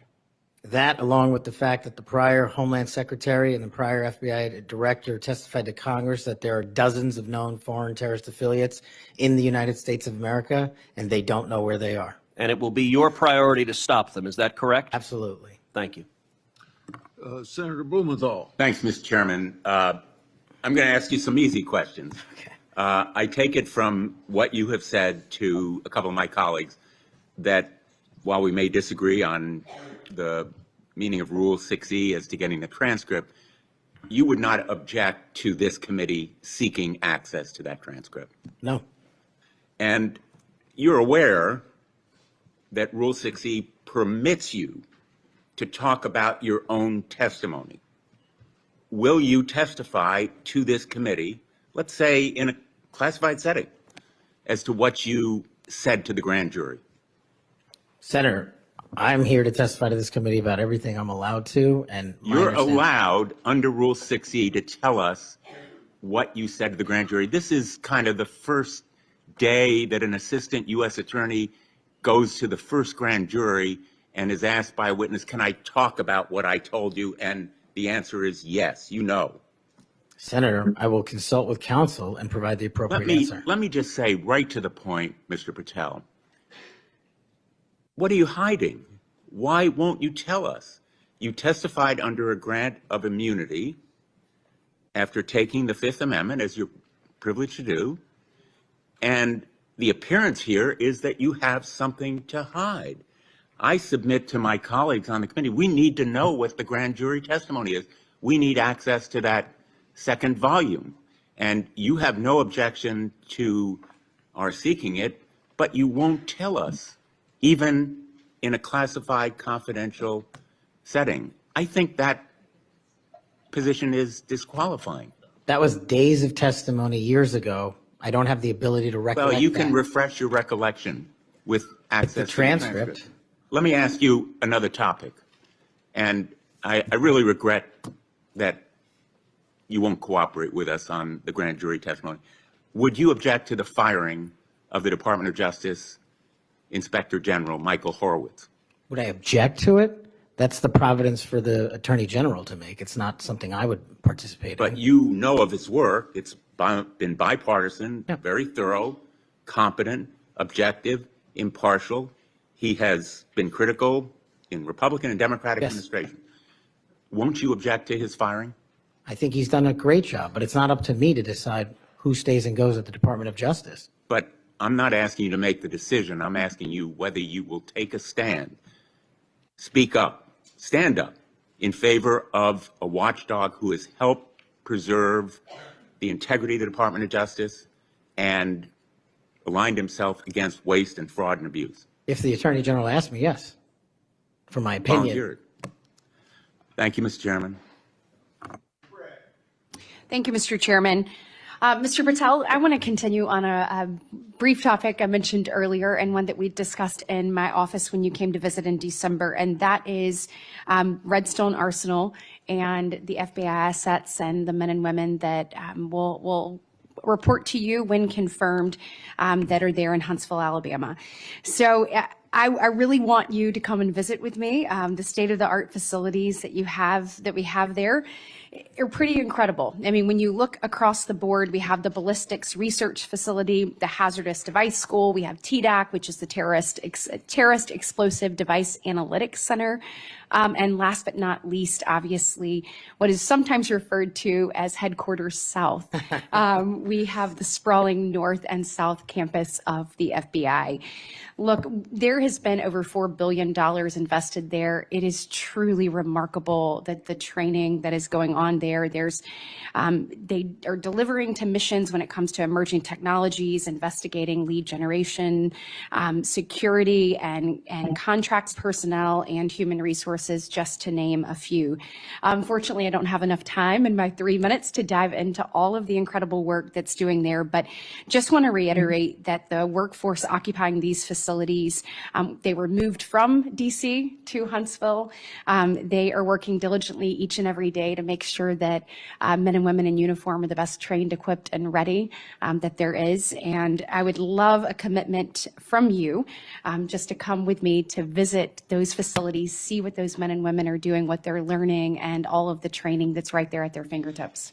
Senator, you have that commitment, and this is a great example, real quick, of the FBI's capabilities and infrastructure systems around the country that already exist to the tune of billions. Billions. And not only is it, I believe, a 38,000-acre sprawling campus, this Congress billeted 2,500 seats, but 4,000 seats still remain open. So let's go to work. I'll come to Alabama and let's fill those seats. Absolutely. I love it. I love to hear that. And another thing too, obviously, as we've looked over the last couple of years, I'll put on my appropriator hat. The budget, obviously, for the FBI has been decreased. Obviously, you're going to help us return America's trust in the FBI. But as we look at that and we try to make those numbers work, I just want on your radar, I want you to be thoughtful about this. You know, it's easy to say, let's cut training. That's an easy thing to cut first. I think that that's the worst thing that we can do. We want to make sure that our men and women are ready, that they're ready to find leads that lead to child trafficking rings and other things. And you've talked about the rapes, the fentanyl overdoses, the murders. We want to make sure that we are equipping them with all the tools necessary to make those strides for the American people. And so just want your commitment from you that as we look at those things, that you will take a good look at training and make sure that that's not the first thing that gets cut. Absolutely. High standards and merit. That's Thank what you we'll so do. much. 59 seconds. Thank you, Mr. Chairman. As we talked about, Mr. Patel, truth, incredibly important in an FBI director. And a number of the things I asked you about in the first round, you didn't recall or you wanted more context. I'm going to give you one of those. I'll give you the rest on the record. That was about when I asked you about the Capitol Police officers who testified in the January 6 hearings and you accused them of lying. You said, and I quote, "I don't think that's accurate." I actually have the transcript here, which was reported by the Washington Post. And that was in March of 2024 on Joe Pack's podcast. He asked you, the Capitol Police in that fake January 6 committee, they didn't tell the truth, did they? Patel, no. Not just them, many others. And lying under oath is a federal offense and they should be investigated for it. Do you believe that about the police officers? That's a general statement and a mischaracterization of what I said. I encourage you to read the rest of the interview. This is why snippets of information are often misleading and detrimental to this committee's advice and consent Well, process. if you consent, I would love to have 5 hours of questions and then I could read the whole transcript. You've got 2 minutes. Wow. In September, you referred to the FBI's Intel branch, which was stood up after 9/11 and works to protect us from foreign adversaries like China, as, quote, the biggest problem the FBI has had, unquote. And you said you wanted to, quote, break that component out of the FBI. It was the same sentence where you said about turning the FBI headquarters into a museum. Do you really think that closing the Intel branch will make Americans safer? Again, it's not what I said. The intelligence component of the FBI has seen some politicization and weaponization that we've discussed here today, and intelligence collection capabilities belong in the intelligence community. Having served in both law enforcement and intelligence communities, I'm uniquely qualified to bring the intelligence limited component back to the FBI that ties back to the legislative mandate of prosecuting and investigating criminals. Okay, last, I will end early, Mr. Chairman. You said in May of 2023, this is important to all of us because Elon Musk is playing such a major role in the government right now. You said Elon Musk cares about 2 things, your data and his money. Do you still stand by those words? I don't have that entire quote, but that's what it says. It was in you were angry because of endorsement of Governor DeSantis in Florida. And so you were defending Donald Trump. And so you criticized Elon Musk. And that was the context for it. And you said Elon Musk cares about two things, your data and his money. And it matters to us because he's playing such a major role in the government. And so I just wonder if you think that's true. I don't have that full quote in front of me to respond. Thank you. Thank you, sir. It sounds to me like my fellow senator is trying to get you to move FBI headquarters to Alabama. I have a full list of why it should move to Florida, and at the very least, maybe a Florabama FBI HQ. Florabama. Good people there, good recruits. We would fully support it. Moving on to a more serious matter, I know you would be shocked to learn this. As AG and as the chair of the Human Trafficking Council in Florida, we saw trafficking explode around the nation as a result of the Biden administration wide open borders. That's no surprise to anyone. But it might shock you to know that the National Human Trafficking Hotline that was funded by Congress to report tips to law enforcement in the last 4 years decided that they would no longer report tips to law enforcement, that they would take a more victim-centered approach. And this fell in line with a lot of what we saw over the last 4 years with people saying things like defund the police, abolish the police, nonsense policies that lead to an explosion in crime. You and I both understand that from our prior work experience. Absolutely. So there was a CEO that was put in charge in the last 4 years who said that that we cannot arrest our way out of the human trafficking problem. And I quote, "Trafficking in all its forms is the end result of inequities, abuses of power, and massive systemic and government failures." Do you believe that that is in fact the cause of human trafficking, or is it the result of evil, heinous humans that seek to profit off of others' pain? The only people responsible for human trafficking are the criminals that intentionally traffic in humans, in children, and exploit them. And if I'm confirmed, it will be one of the top priorities to make sure that doesn't happen in this country and that we find the thousands of missing children that are still missing. I, along with many of the other attorneys general in this nation in a bipartisan fashion, not only demanded that they begin reporting tips to law enforcement so that they could follow up and go after the traffickers so that they didn't continue to victimize others, but we also came to Congress and tried to get funding pulled, or at least a mandate that they do what they were created to do, and that is to report tips to law enforcement. Do I have your word moving forward as someone who understands the necessity to go after traffickers, to not only identify and rescue victims, but to ensure there aren't other victims? Do I have your word you'll work with me to come to Congress to make sure that that happens so that that can never happen again? You do, Senator. I'm proud to say in Florida, we were able, when we didn't get that result here in Congress, we started our own hotline. It's one of the first in the nation. And no surprise, we immediately rescued 10 victims of human trafficking that were being held by force in massage parlors. Reporting to law enforcement works. It allows us to rescue and save lives. And I know you will bring that mission focus back to the FBI. Thank you, Senator. I will. Thank you, Mr. Chairman. Mr. Chairman, I want to touch on something that's been on my mind lately, and I will tie it back to this hearing. We have seen a wholesale attack and assault in the past 2 weeks by President Trump on the value of diversity. Through his executive orders, he is seeking to dismantle over 60 years of work to promote equal opportunity in the federal government. His pronouncements have gotten so bad that apparently the Defense Intelligence Agency issued a memo 2 days ago that it would no longer commemorate Martin Luther King Day, Women's History Month, Holocaust Day of Remembrance, or Asian American Pacific Islander Heritage Month, and so on. Why is there such a fear of people who are different? In Hawaii, we celebrate diversity and know that it gives us strength. It is part of what makes Hawaii and America great.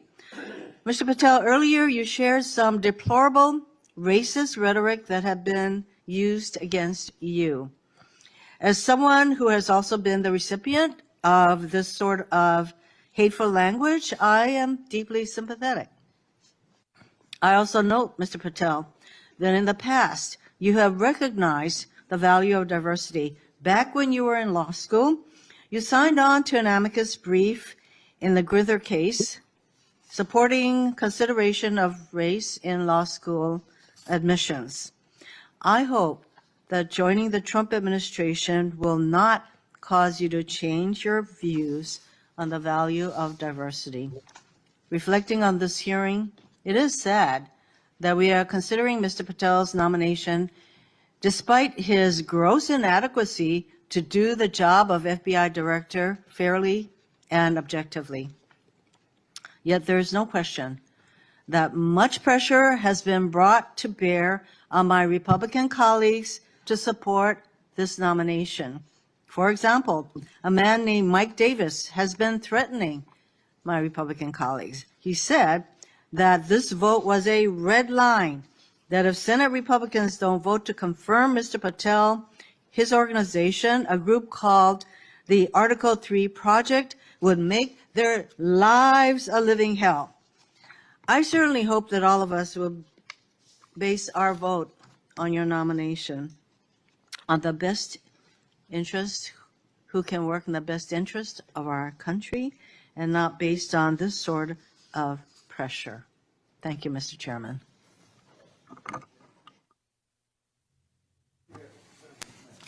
Thank you, Mr. Chairman. I want to give you a chance to respond to this because I think my colleagues are misstating the law here. You can't authorize the release of your grand jury testimony. Only a court can do that. Is that right? That's been my understanding. Yeah, and you I think you've stated that the best reflection and the most accurate version of your testimony is the transcript in the grand jury testimony that you're fine to be released, but the court has to go do that, right? Yes, sir. Yeah, okay. And it lasted like 3 or 4 days. Is that what you were saying? Yes. Yeah. I also want to, Senator Durbin's talked about, what your priority or your priorities will be. And I think your testimony has been that it'll be adherence to the Constitution and the people of the United States of America, right? You take that very seriously. That's it. That's the only thing that matters. Could you talk about maybe some other priorities? We talked initially in my first round about getting the FBI back to its core mission, which is to fight crime and not, sort of try to do the things that it's been doing the last 4 years. Talk about how you might bring that together. So, Senator, I appreciate the question. It's something I wanted to address maybe 6 hours ago, so I appreciate the opportunity to do it now.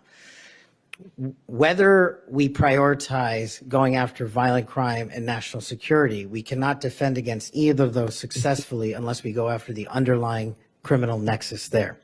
And whether it's human trafficking, whether it's terrorism, whether it's opioids, and whether it's just outright gang violence, the intersection there is narco trafficking. It is the underlying underbelly, the evil, illegal underbelly of all those operations. And we have not prioritized, in my opinion, as a law enforcement agency, the collective power we can rain down on criminal narco trafficking networks. And ideally, if I'm confirmed, Senator, I would like to work with Attorney General Pam Bondi, if she can be confirmed, to set up regional drug interdiction task force where our local sheriff's offices, our local PDs, and our local precincts are folded in with the FBI on an information and authority sharing basis to take down the criminal networks. And the advice and consent process has been extremely informative to me. I do not know your jurisdictions as well as you all ever will. That's what makes this so critically important educational. I did not know that Memphis was the homicide capital of America per capita. I did not know that there was a corridor in Ohio that speaks to the human trafficking volume more so than any intersection in the country. That is what I will rely on your expertise across the aisle to fold in those resources and target those criminal active hotbeds.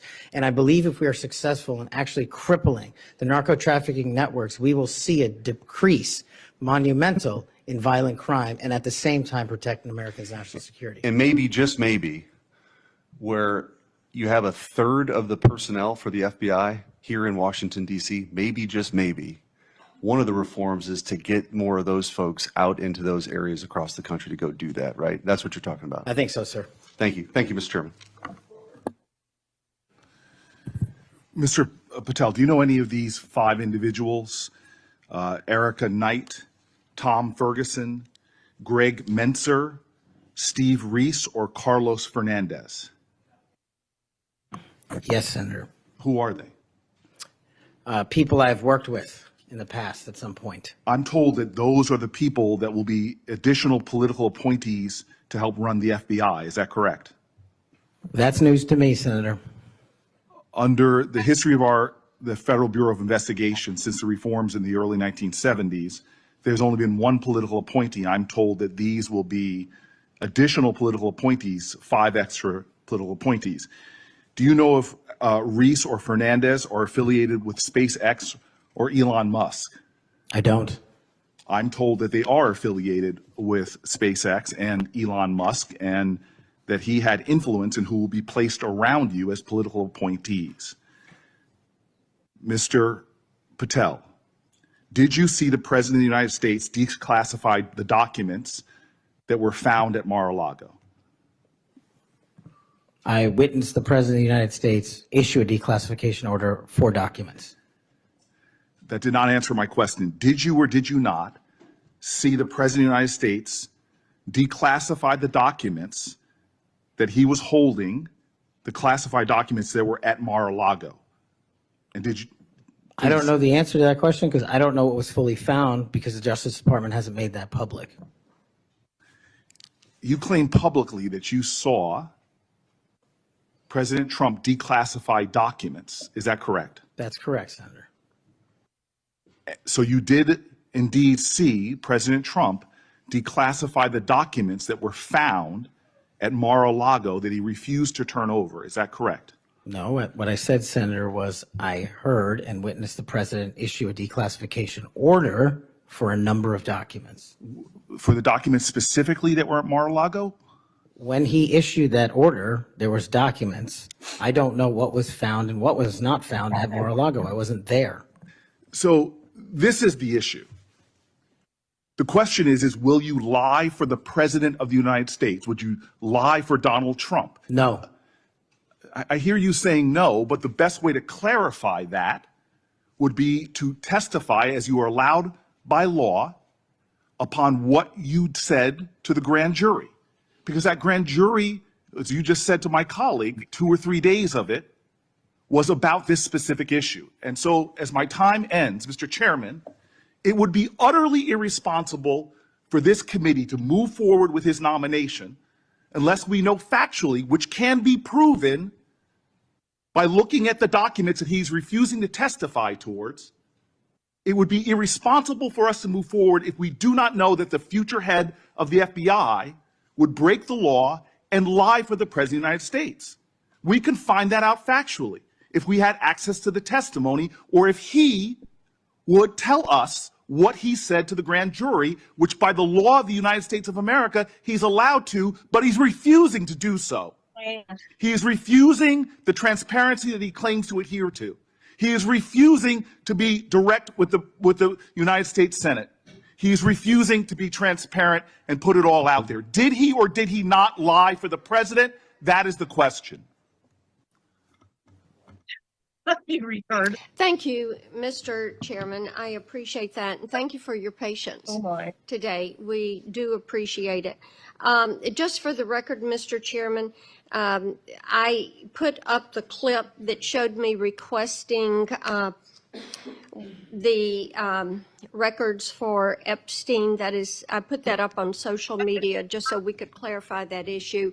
Mr. Patel, what I'd like to ask you about, you mentioned that Memphis is the homicide capital of the country. That concerns us. And we've recently had an issue where the FBI wanted to consolidate the Memphis and Knoxville offices into a Nashville office. And of course, this causes us some concern. And I would like to get your commitment that you will make certain that we have every resource we need in Memphis to deal with this issue, and that the FBI will be appropriately resourced in the state of Tennessee. You absolutely will, Senator. Thank you so much for that. And then we've had some talk today about DEI, and we've talked about this in this committee. and the emphasis the FBI put on DEI and things like counting Swifty bracelets and things of that nature, and not on investigations. And what we want to make certain is that we have qualified individuals who are going to stick to that core mission. And you have talked about that mission today, and thank you for being able to recite what it is. We appreciate that.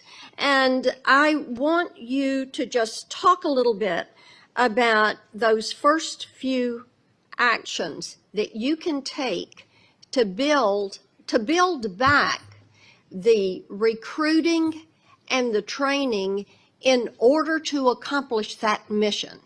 Absolutely, Senator. Quite simply, I know we have limited time, is that people who sign up to serve the FBI must meet the rigorous high standards, merits, and physical fitness standards, and those will not be changed. So that will be a priority for you. And I think people who want to join the FBI do so with the dedication to serve this country and an adherence to law enforcement. And we will allow those folks that graduate from the academy and enter the FBI to carry a gun and a badge in representation of this country to protect its citizens. And when we allow the good cops to be cops and put handcuffs on the bad guys, I think you will see an exponential increase in enrollment and how we keep people at the FBI. And that is a day one item for you. Yes, ma'am. Thank you. Thank you, Mr. Chair. Mr. Patel, do you believe that background checks for firearm purchases are constitutional? I don't know the in-depths of it, but I think that's what the Supreme Court has said, Senator. So the word would be YES, yes. Can you say yes? Are background checks constitutional? I can say whatever the Constitution and the Supreme Court ruled is the rule of the land. And what is the rule, the law of the land at the moment? I'm not an expert on state-by-state background checks. You're going to be universal background checks. Well, that's different. I think actually your answer is pretty telling. Let me ask you another question. Do you believe that civilian ownership of machine guns are protected by the Second Amendment? Universal background checks are different. That's not. I asked you a separate question. Do you believe civilian ownership of machine guns is protected by the Second Amendment? Whatever the courts rule in regards to the Second Amendment is what is protected by the Second Amendment. You got another telling response, colleagues, on another important issue.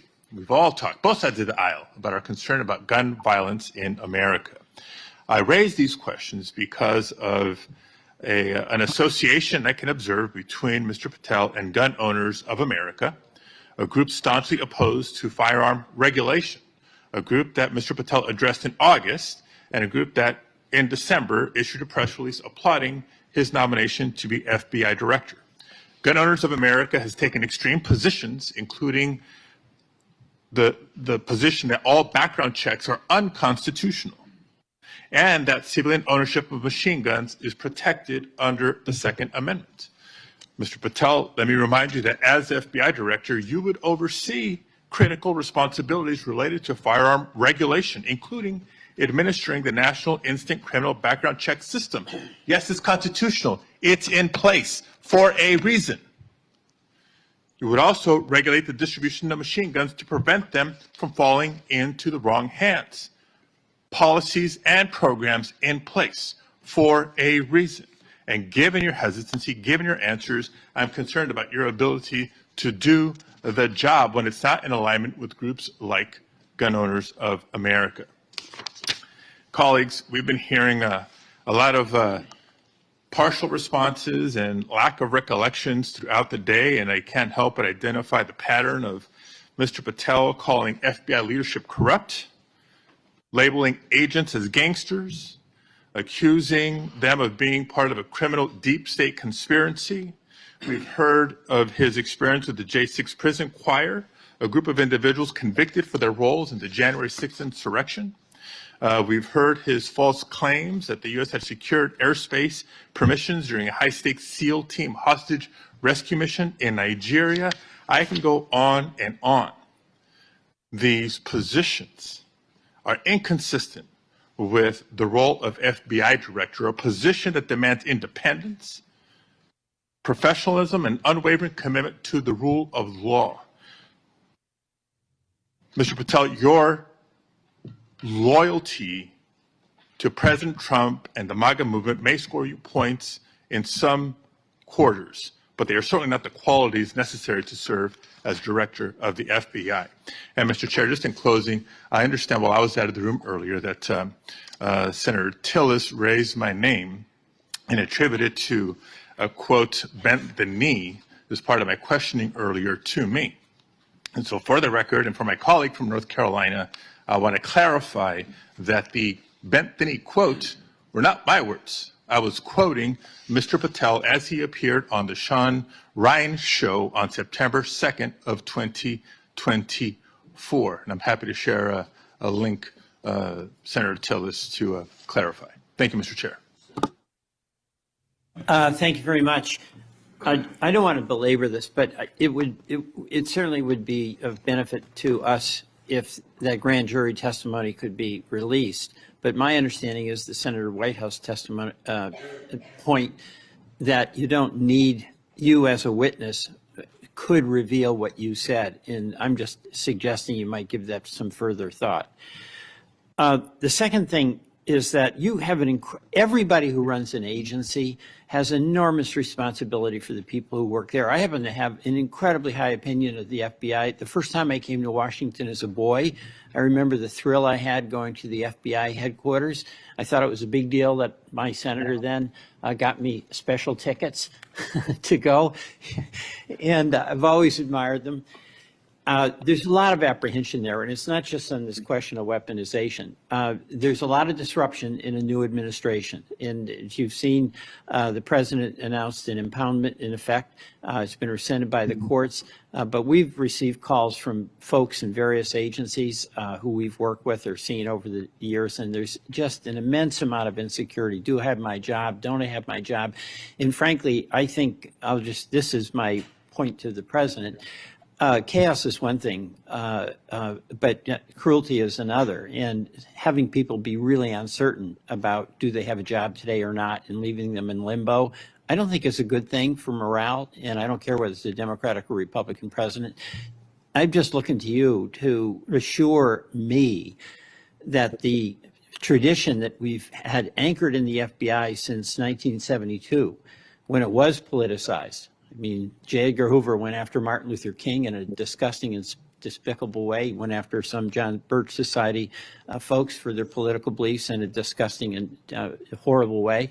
And we have no political appointees over there. So it's going to be up to you to, I think, strengthen that tradition. And we heard about the political appointees who are over there now, or I guess they're not officially appointees, but they've been sent by the administration. You didn't know about it. But one of them is from SpaceX. And, you know, Elon Musk, he's a rich guy, but he has no authority other than what's delegated by the president, but he has no official authority. And why is it, you can't answer this, but do you want somebody like Elon Musk peering over your shoulder, telling you what to do about personnel? No, the FBI must be independent. Go kick him out. I mean, I'm with you on that. He has no basis. He has no reason to be there. There's some former FBI people. You'll pick the people that you want to listen to. You'll have to make the decisions. You'll be accountable to this committee. But no on Elon Musk. He's just a political crony who knows nothing about law enforcement. So thank you for that assurance. Thank you, Mr. Chairman. Mr. Patel, when Mr. Booker was asking you questions in his first round, you said, Senator, the grand jury testimony is available to you. I encourage you to make it public. You also later said, or previously to Mr. Booker said, get my grand jury testimony. I asked the Department of Justice to make it public. I asked the Department of Justice to make it public. Do you stand by that testimony? If that's what I said. So you asked the Justice Department to make your grand jury testimony public? At the time of my appearance in the grand jury. Yeah. And who did you ask to do that? The lawyers. Mr. Chairman, since the witness has said that he encourages this testimony to be public, that he in fact asked the Justice Department to make it public, I would ask you, Mr. Chairman, if you and the ranking member would be willing to write to the court acknowledging the witness has asked for this to be public, supporting it being made public. I can't imagine there's a court in the land that would say no to a bipartisan request like that. I won't tell you, let me say something. I'm not going to take this out of your time. It's not directly answering your question, but I think it'd be significant what Richard Grinnell put on X. I testified in front of Jack Smith's grand jury, at Justice Department, and Jack Smith's prosecutor told me directly that I could not talk about my testimony or risk legal actions. Then he goes on to say that certain senators, I won't mention here, should, as those lawyers, ask those lawyers why they instructed witnesses this way. Thank you, Mr. Chairman. We'd welcome the chance to have Mr. Grinnell testify under oath as opposed to on X. But nevertheless, what I would ask, given that this witness has said he made the request, this witness has said he would like us to read the testimony, I would ask if you and Mr. Durbin would be, Senator Durbin would be willing to make that request of the court. I wouldn't answer your question without get all the background I need, considering the conversation between you two. I couldn't make that judgment now. Yeah, I appreciate your consideration, Mr. Chairman. And the reason why I think it's so important is let's remind ourselves what those documents were in Mar-a-Lago. According to the indictment, the classified documents Trump stored in his boxes included information regarding defense and weapons capabilities of both the United States and foreign countries, United States nuclear programs, potential vulnerabilities of the United States and its allies to military attack, and plans for possible retaliation in response to a foreign attack. So testimony that goes to the care or lack of care, the truthfulness or lack of truthfulness of Mr. Patel would be directly relevant to whether he should be confirmed as FBI director, and those records are there for the asking. No court's going to turn us down. Mr. Patel may be, I don't know, but he may be the first nominee for FBI director in history who felt it necessary to plead the fifth, to say that he wouldn't testify to a grand jury because it might incriminate him. Maybe the first nominee for FBI director ever to feel the necessity of pleading the fifth. Shouldn't we ask for that testimony when the witness himself says he would encourage it? Finally, I would just say we need to think about where we are in this moment. We have a new president. He's fired prosecutors who investigated him. He's investigating other prosecutors, or his Department of Justice is. He's fired inspector generals who might hold him accountable. And this is just the start. And as FBI director nominee, he's chosen someone whose primary qualification, in my view, is his willingness to say yes when everyone else would say no to whatever the president wanted, to say whatever he wanted, to do whatever he wanted. That's why he is sitting here. I mean, look at the people who held that job before Mr. Patel, the stature of the people that held that job, the qualifications of the people that held that job. And how can any of us think that his background, his qualifications hold a candle to the people who went before him? How did we get here where we are defending a nominee like this, who makes songs with convicts who attack law enforcement? How did we get here? And where are we going? History is littered with democracies that lost their freedoms and didn't notice it while it was happening. Let's not be one of them. Your time's up. Before Senator Tillis ends this, I want to put in the record a letter from the parents of Kayla Mueller. Mr. Patel met them through his role in the successful operation to track and kill ISIS leader al-Baghdadi. The terrorist, I'm quoting, the terrorist group ISIS kidnapped our daughter Kayla on August 2013. Any family who has lived through such an experience will know the value of dedicated, compassionate law enforcement officials.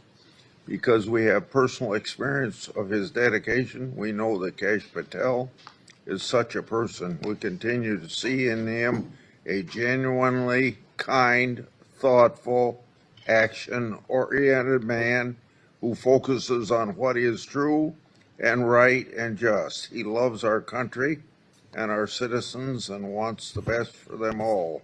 He wants the country to do the best that it can. Without objection, I'll put their letter in the record. Senator Tillis. Thank you, Mr. Chairman. Mr. Patel, I think everything that I did to invest in knowing you better has been on display today. Congratulations. You've exhibited composure, knowledge of the subject matter that I think more than qualifies you for director of the FBI. You know, we seem to have the benefit of sort of a different view of looking at the history. I heard, I actually was supportive of Comey until I figured out that he was playing games. Maybe this is one of the people of great stature, but it's well known now that he did some things that seem to have a political tint to them. I voted for Christopher Wray. I think he's a good man, but I also think he oversaw a department that did bad things. And at the end of the day, that person has to own it, and you will too. It's probably going to disappoint the audience to hear what I'm about to say, those who are watching at home. But you may be surprised to know that most of us at this dais on both sides of the aisle like each other. Senator Schiff and I just met within the last week to talk about areas that we can work together on. Senator Padilla and I actually worked together. We co-chair the bipartisan mental health caucus, and I believe it's actually one of the most important pieces of legislation we've done. I didn't get a whole lot of Republicans to vote for it, but a fair number. And this is working extraordinarily well. Would you commit to me to go into the Nick Center in West Virginia and just see how extraordinary this has come to be and how it hasn't resulted in a mass confiscation of guns? It hasn't resulted in a propagation of red flag laws. In fact, the plain text of the legislation is not allowing money to flow to states, unfortunately, including Florida, that we believe have not gotten the due process right quite yet so that we would actually fund red flag laws that make sense. This is what bipartisanship produces. Now, you're not going to see any bipartisanship in your confirmation. Look, we had Pam Bondi here, and we had people on this committee talking about a friendship or a friendly relationship in the past. The fact is, it was a shirts and skins game. Blue voted no, red voted yes. It's got to be the same thing for your confirmation. But Mr. Patel, I tell you, it has been a distinct honor to do the work with you to get you ready for this hearing. You did all the work. I've got to like the person on the sideline giving you some suggestions, but you did an extraordinary job. And you're going to be held to a high standard. I hope you listen to, and if you don't remember it, listen again to what Senator Kennedy said. There are folks like us that are tired of the pendulum swinging back and forth. We want to be the Senate that confirms an FBI director, that rights the ship, shows consistent respect for the rule of law and the Constitution, consistent respect for all law enforcement officers, and I absolutely believe you're up to the task, and I look forward to supporting your nomination. Thank you, Senator.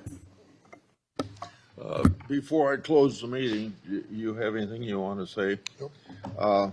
I've got something here that's directly related when in my opening statement, I said I want the members of this committee to think about something that's brand new. And it kind of deals with this whole exchange we had today in regard to the grand jury testimony.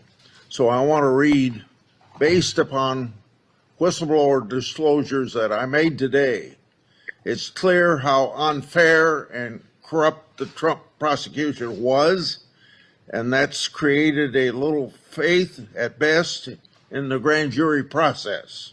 We shouldn't allow part of that corrupt process to be used by this committee against the nominee.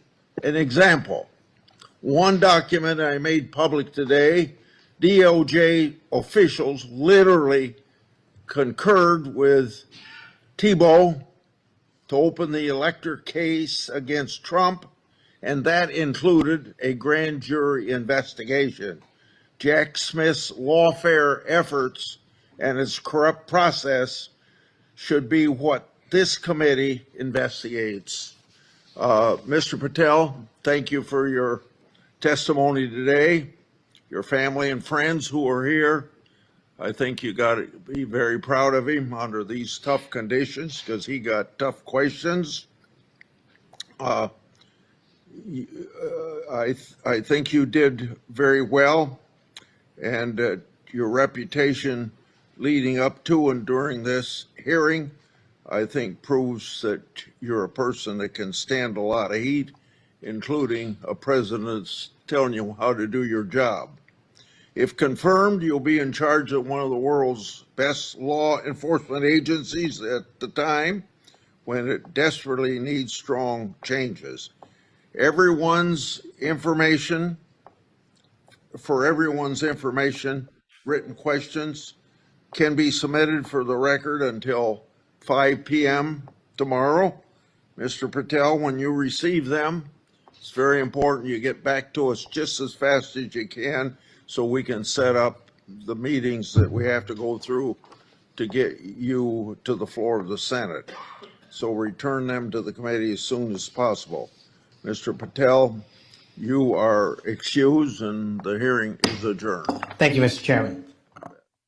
Look at them go, like a herd of turtles. Patel did well, I think. Yeah, he did. He held up pretty well in the face of all the battering by the Democrats. Yeah. I haven't seen the whole thing. Let's see, God, that was was it 5 hours? Started around 9 actually. Yeah, it says the timeline is 5 hours and 19 minutes. What point does Chell talk? Is he in on that? Might be opening. I'm looking for Patel. The people yakking. Well, in my opinion, the heart of it is this two-party system and the money, all the money and the lobbyists and the PACs and super PACs. That's got to be taken out of politics to get the corruption out. Yeah, the lobbyists are nothing but what they're doing is they're pay to play. It's blatantly illegal. And I remember Obama saying, "Oh, if I get in, I'm going to get rid of the lobbyists." Well, they increased during his time because they're very, very useful and they're a big cash cow for politicians. They get insider information. They get nice jobs after they're out. Yeah, it's disgusting. That needs to go. It's just crazy. I think the PACs and the super PACs came in under Obama as well. Yeah, they need to go too. As for the system, it's hard to get rid of. The PACs and the super PACs allow people to be anonymous. Yeah, and there's no business with that. That's any kind of secrecy is repugnant. Yeah, it's dirty. Yeah, you shouldn't be allowed to donate money anonymously. Absolutely not. No, you should not be able to donate if you don't live in the state that the politician is in. No, Why that's are right. you that in Washington? A lot. Except for a presidential campaign, which is the United States wide. Well, in that case, yeah, you just send it directly. But for state elections, like moratoriums or things on gun control or whatever, if you got outside influences like Jeff Bezos, well, he's in Washington, but Soros giving money to politicians in Washington State to get in when they have no business. They don't have to live there with those politicians. Well, Soros is all over the United States, funding state AGs and even down to the local level. He has been, and we've got some pretty bad ones here. We had one shipped here from New York. He was a dirtbag. Yeah, he lied right to my face and right to my mom's face. He was a creep. Well, does Cash have to go back to the Senate to face questions, or is it just a vote in the Senate?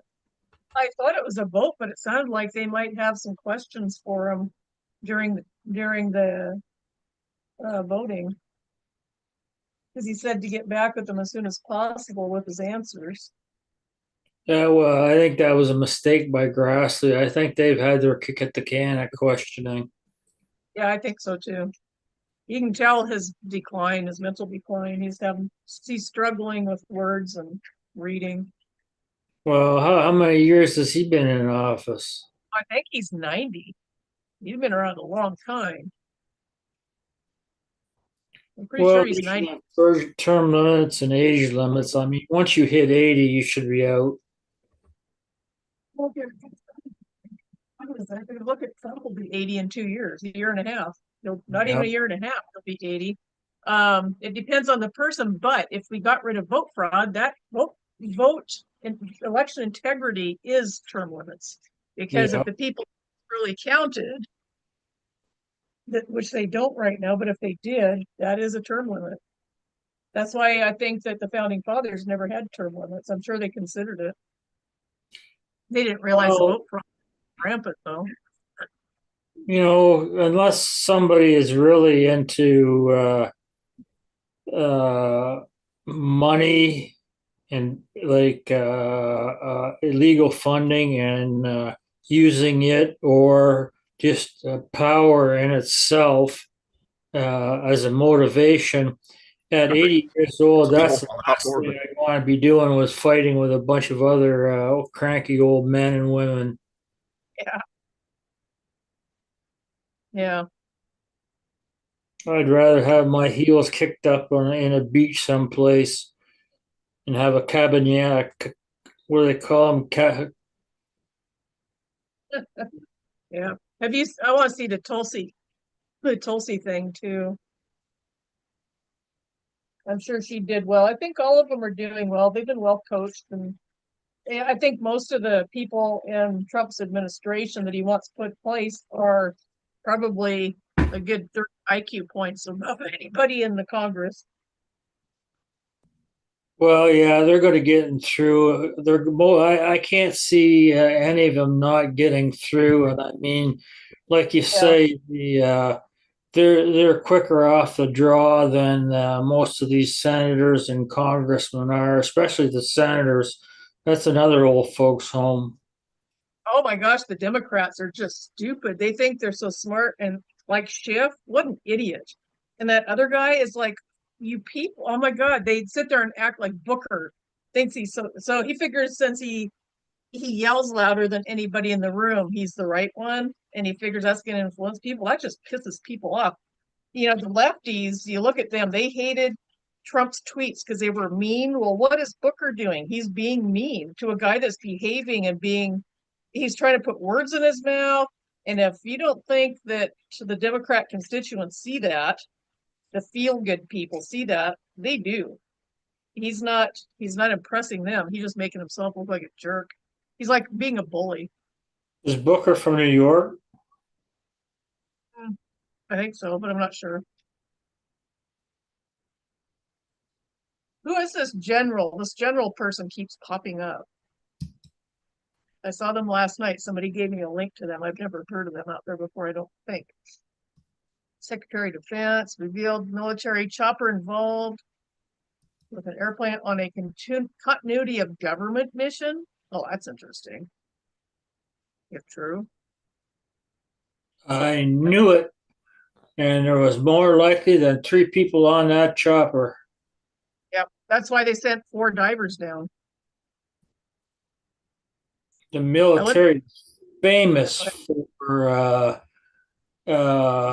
misinformation on missions and the amount of people and what they were doing, and you know, the actual people that were even on board. Well, look what happened to the football player Tillis. I think was his name. He got shot over there by friendly fire. Oh, I know who you're talking about. Yeah. Yeah, I remember him. I think they executed him. Yeah, he knew too much. It's not Tillis. I can't remember his name. Yeah, I can see his face clear as day, but I can't think of his name. Yeah, my mom was hot on that one. Let's watch what he says here. Apparently he did say it. certainly the three service members, the three soldiers, the young captain, staff sergeant, and the CW2 chief warrant officer. We've done a routine annual retraining of night flights on a standard corridor for a continuity of government mission. The military does dangerous things. It does routine things on the regular basis. Tragically, last night, a mistake was made. I think the president is right. He did say that. I watched that video and I didn't even catch the continuity of government comment he made. I watched that live this morning. Yeah, that's part of the Trump thing this morning. I saw a half hour of it. I'm not sure how long it was. We can watch that again if you want. Some of us saw it because I think it was over right at 8 o'clock my time or 9 o'clock my time. Lots of stuff happening. Yeah, I haven't seen the whole thing. Where would they I'd be like to flying request a somebody moment to? of silence for What's that? Where would they be flying somebody to on a COG mission unless they've got a secret bunker around there someplace? Well, they got Mount Weather. They've got a lot of places. DC's got a lot of little nooks and crannies. But well, yeah, the deal with the foreign nationals. Are there foreign nationals on the U.S. skating team or ice skating team? Think about it. Do we have American ice skaters? They are American citizens in Russia on their ice skating team. I don't think so.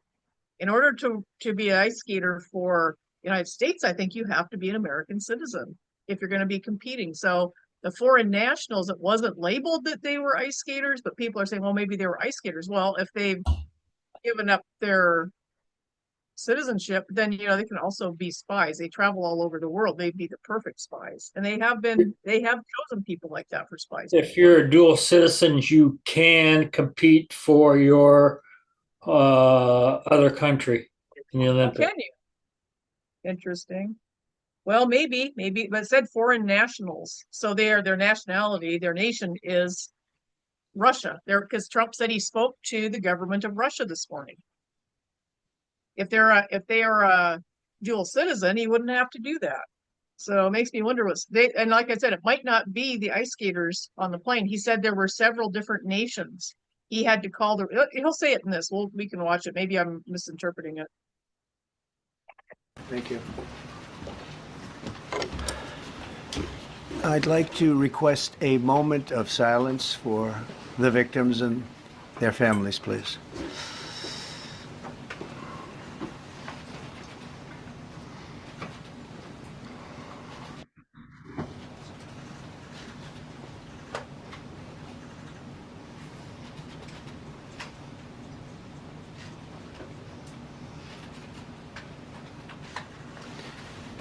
Thank you very much.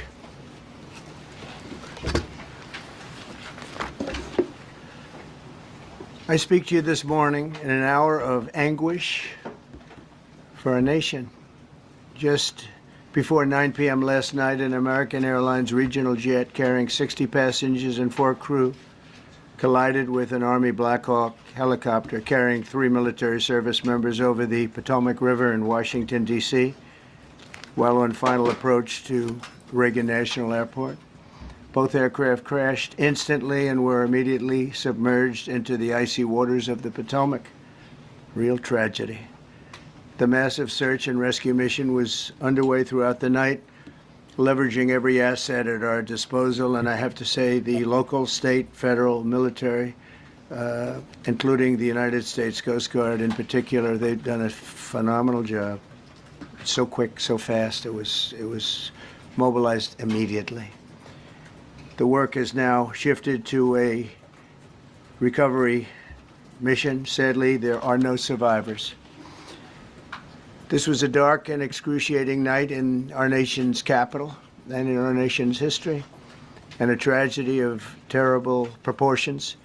As one nation, we grieve for every precious soul that has been taken from us so suddenly, and we are a country of we are in mourning. This has really shaken a lot of people, including people, very sadly, from other nations who were on the flight. For the family members back in Wichita, Kansas, here in Washington, D.C., and throughout the United States and in Russia, we have a Russia contingent, some very talented people. Unfortunately, were on that plane. Very, very, very sorry about that. Whose loved ones were aboard the passenger jet. We can only begin to imagine the agony that you're all feeling. Nothing worse. On behalf of the First Lady, myself, and 340 million Americans, our hearts are shattered alongside yours, and our prayers are with you now and in the days to come. We'll be working very, very diligently in the days to come. We're here for you to wipe away the tears and to offer you our devotion, our love, and our support. There's great support. In moments like this, the differences between Americans fade to nothing compared to the bonds of affection and loyalty that unite us all, both as Americans and even as nations. We are one family, and today we are all heartbroken. We're all searching for answers. That icy, icy Potomac, it was a cold, cold night, cold water. We're all overcome with the grief for many who have so tragically perished, will no longer be with us. Together we take solace in the knowledge that their journey ended not in the cold waters of the Potomac, but in the warm embrace of a loving God. We do not know what led to this crash, but we have some very strong opinions and ideas, and I think we'll probably state those opinions now. Because over the years I've watched as things like this happen, and they say, well, we're always investigating, and then the investigation 3 years later, they announce it. We think we have some pretty good ideas. But we'll find out how this disaster occurred, and we'll ensure that nothing like this ever happens again. The FAA and the NTSB and the U.S. military will be carrying out a systematic and comprehensive investigation. Our new Secretary of Transportation, Sean Duffy, his second day on the job when that happened. It's a rough one. We'll be working tirelessly. He's a great gentleman. The whole group these are great people, and they are working tirelessly to figure out exactly what happened.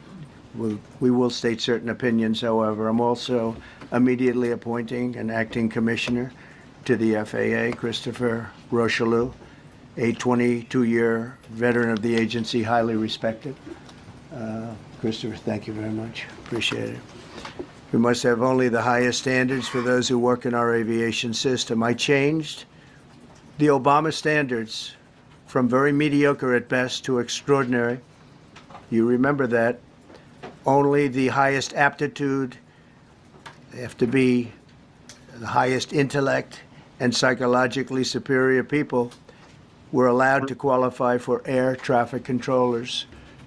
That was not so prior to getting there. When I arrived in 2016, I made that change very early on because I always felt this was a job that, and other jobs too, but this was a job that had to be superior intelligence, and we didn't really have that, and we had it.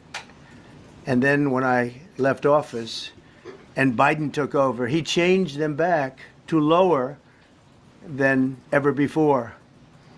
I put safety first. Obama, Biden, and the Democrats put policy first. And they put politics at a level that nobody's ever seen, because this was the lowest level. Their policy was horrible, and their politics was even worse. So as you know, last week, long before the crash, I signed an executive order restoring our highest standards for air traffic controllers and other important jobs throughout the country. So it was very interesting. About a week ago, almost upon entering office, I signed something last week that was an executive order, very powerful, on restoring the highest standards of air traffic controllers and others, by the way. Then my administration will set the highest possible bar for aviation safety. We have to have our smartest people. It doesn't matter what they look like, how they speak, who they are. It matters intellect, talent, the word talent. They have to be talented, naturally talented geniuses. You can't have regular people doing that job. They won't be able to do it. But we'll restore faith in American air travel. I'll have more to say about that. I do want to point out that various articles that appeared prior to my entering office, and here's one. The FAA's diversity push includes focus on hiring people with severe intellectual and psychiatric disabilities. That is amazing.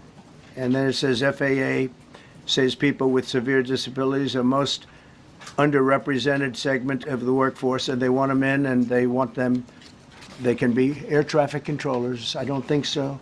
This was in January 14th, so that was a week before I entered office. They put a big push to put diversity into the FAA's program. Then another article, the Federal Aviation Administration, this was before I got to office, recently, second term. The FAA is actively recruiting workers who suffer severe intellectual disabilities, psychiatric problems, and other mental and physical conditions under a diversity and inclusion hiring initiative spelled out on the agency's website. Can you imagine? These are people that are, I mean, actually, their lives are shortened because of the stress that they have. Brilliant people have to be in those positions, and their lives are actually shortened, very substantially shortened because of the stress, where you have many, many planes coming into one target, and you need a very special talent and a very special genius to be able to do it. Targeted disabilities are those disabilities that the federal government, as a matter of policy, has identified for special emphasis in recruitment and hiring. The FAA's website states they include hearing, vision, missing extremities, partial paralysis, complete paralysis, epilepsy, severe intellectual disability, psychiatric disability, and dwarfism all qualify for the position of a controller of airplanes pouring into our country, pouring into a little spot, a little dot on the map, a little runway. The initiative is part of the FAA's Diversity and Inclusion Hiring Plan. Think of that. The initiative is part of the FAA's Diversity and Inclusion Hiring Plan, which says diversity is integral to achieving FAA's mission of ensuring safe and efficient travel. I don't think so. I think it's just the opposite. The FAA website shows that the agency's guidance on diversity hiring were last updated on March 23rd of 22. They wanted to make it even more so.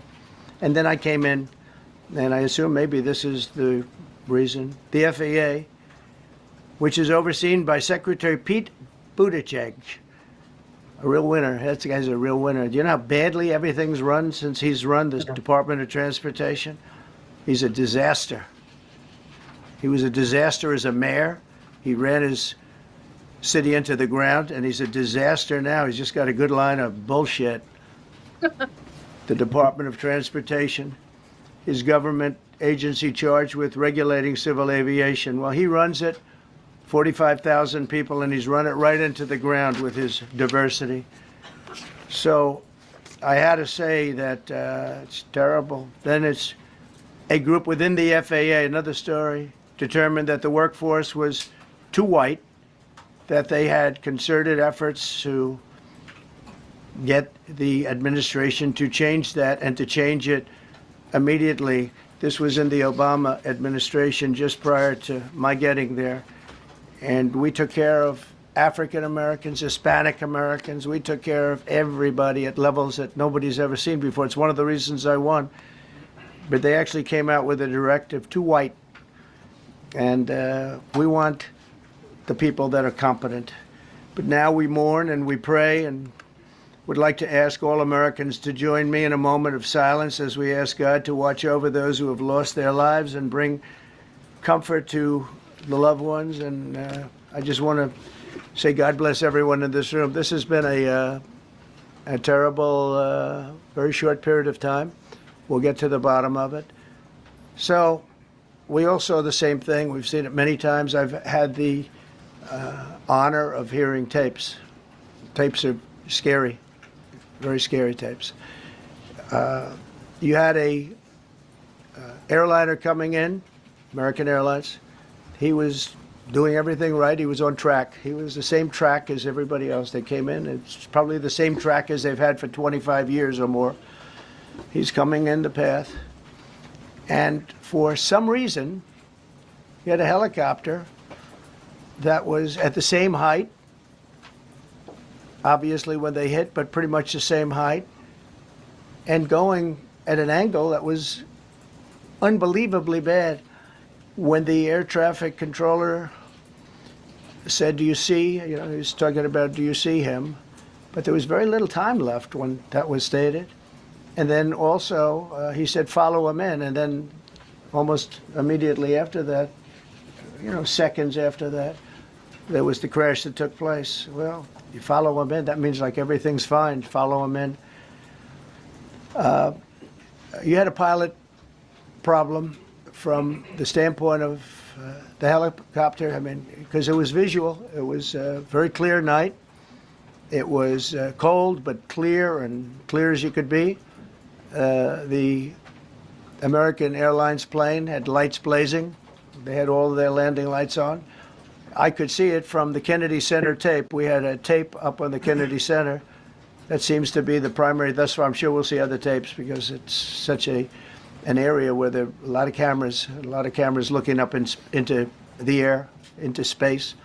So we'll probably see many other shots of it before too much time goes by. But we had a situation where you had a helicopter that had the ability to stop. I have helicopters. You can stop a helicopter very quickly. It had the ability to go up or down. It had the ability to turn.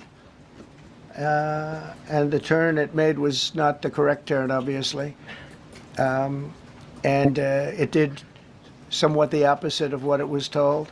We don't know that would have been the difference because the timing was so tight. It was so little. There was so little time to think.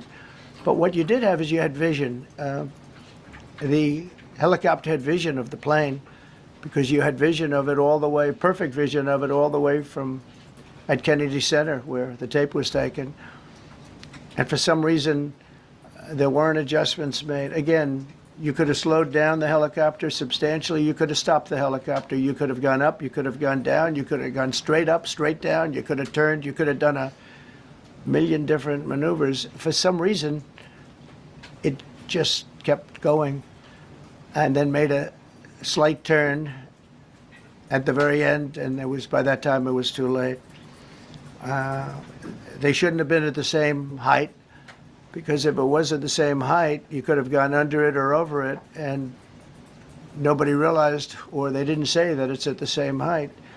At the same height, it still wouldn't have been great, but you would have missed it by quite a bit. Could have been 1,000 feet higher. It could have been 200 feet lower. But it was exactly at the same height, and somebody should have been able to point that out. So all of this is going to be studied, but it just seems to me, from a couple of words that I like to use, the words common sense, some really bad things happened, and some things happened that shouldn't have happened. So you had a helicopter going in an identical direction. You had a helicopter that was at the exact same height as somebody going in essentially the opposite direction. You had a plane that was following a track, which is a track that every other plane followed. And I don't imagine, I know I've heard today that they might have been following the preceding plane, which was pretty close, but not that close, the preceding plane. But you wouldn't have even been able to see that because of the direction that the helicopter was coming in at. So you had a confluence of bad decisions that were made, and you have people that lost their lives, violently lost their lives. We're going to take a few questions. I'd like to ask our new Secretary of Transportation to say a few words. Sean Duffy, great gentleman, just started. It's not your fault, and I know you agree with me very strongly on intellect and even psychological well-being of the air traffic control. It's such an important position, and I think I can't emphasize stronger. I changed it when I first ran in 2016. I changed it. We had the highest standard that you could have, and then they changed it back. That was Biden. to a standard I read it to you. That was from one of your papers. One of the people in this room actually wrote that. And then I changed it back a few days ago. And unfortunately, that was, we'll see. We don't know that necessarily it's even the controller's fault. But one thing we do know, there was a lot of vision, and people should have been able to see that, at what point do you stop? At what point do you say, wow, that plane's getting a little bit close? So this is a tragedy that should not have happened. Please, sir. Thank you, Mr. President. And I would just note the President's leadership has been remarkable during this crisis.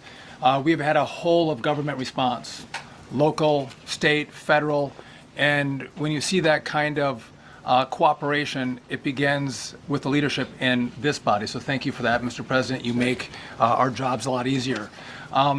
You made an important point that when we deal with safety, we can only accept the best and the brightest in positions of safety that impact the lives of our loved ones, our family members. And I think you make a really important point on that, Mr. President. That is the motto of your presidency, the best and the brightest, the most intelligent coming into these spaces. I want to take a moment and extend my condolences to the families of the loved ones. We commit to them that we are going to get to the bottom of this investigation, not in 3 years, not in 4 years, but as quickly as possible with the NTSB, who is here today, as well as the FAA. What happened yesterday shouldn't have happened. It should not have happened. And when Americans take off in airplanes, they should expect to land at their destination. That didn't happen yesterday. That's not acceptable. And so we will not accept excuses. We will not accept passing the buck. We are going to take responsibility at the Department of Transportation and the FAA to make sure we have the reforms that have been dictated by President Trump in place to make sure that these mistakes do not happen again. And again, I want to thank you for your leadership, Mr. President, and I appreciate the confidence you placed in me. Thank you very much. Pete, would you like to say something? Well, thank you, Mr. President. Again, I want to echo what the Transportation Secretary said about your leadership. From the moment we found out about this, we were in contact with the White House trying to determine exactly what happened. I would echo it as well. No excuses. We're going to get to the bottom of this.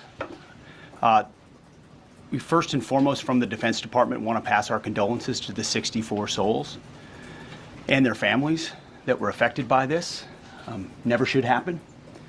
And certainly the 3 service members, the 3 soldiers, a young captain, staff sergeant, and CW2, Chief Warrant Officer, on a routine annual retraining of night flights on a standard corridor for a continuity of government mission. The military does dangerous things. It does routine things on the regular basis. Tragically, last night, a mistake was made. And I think the president is right. There was some sort of an elevation issue that we have immediately begun investigating at the DOD and Army level.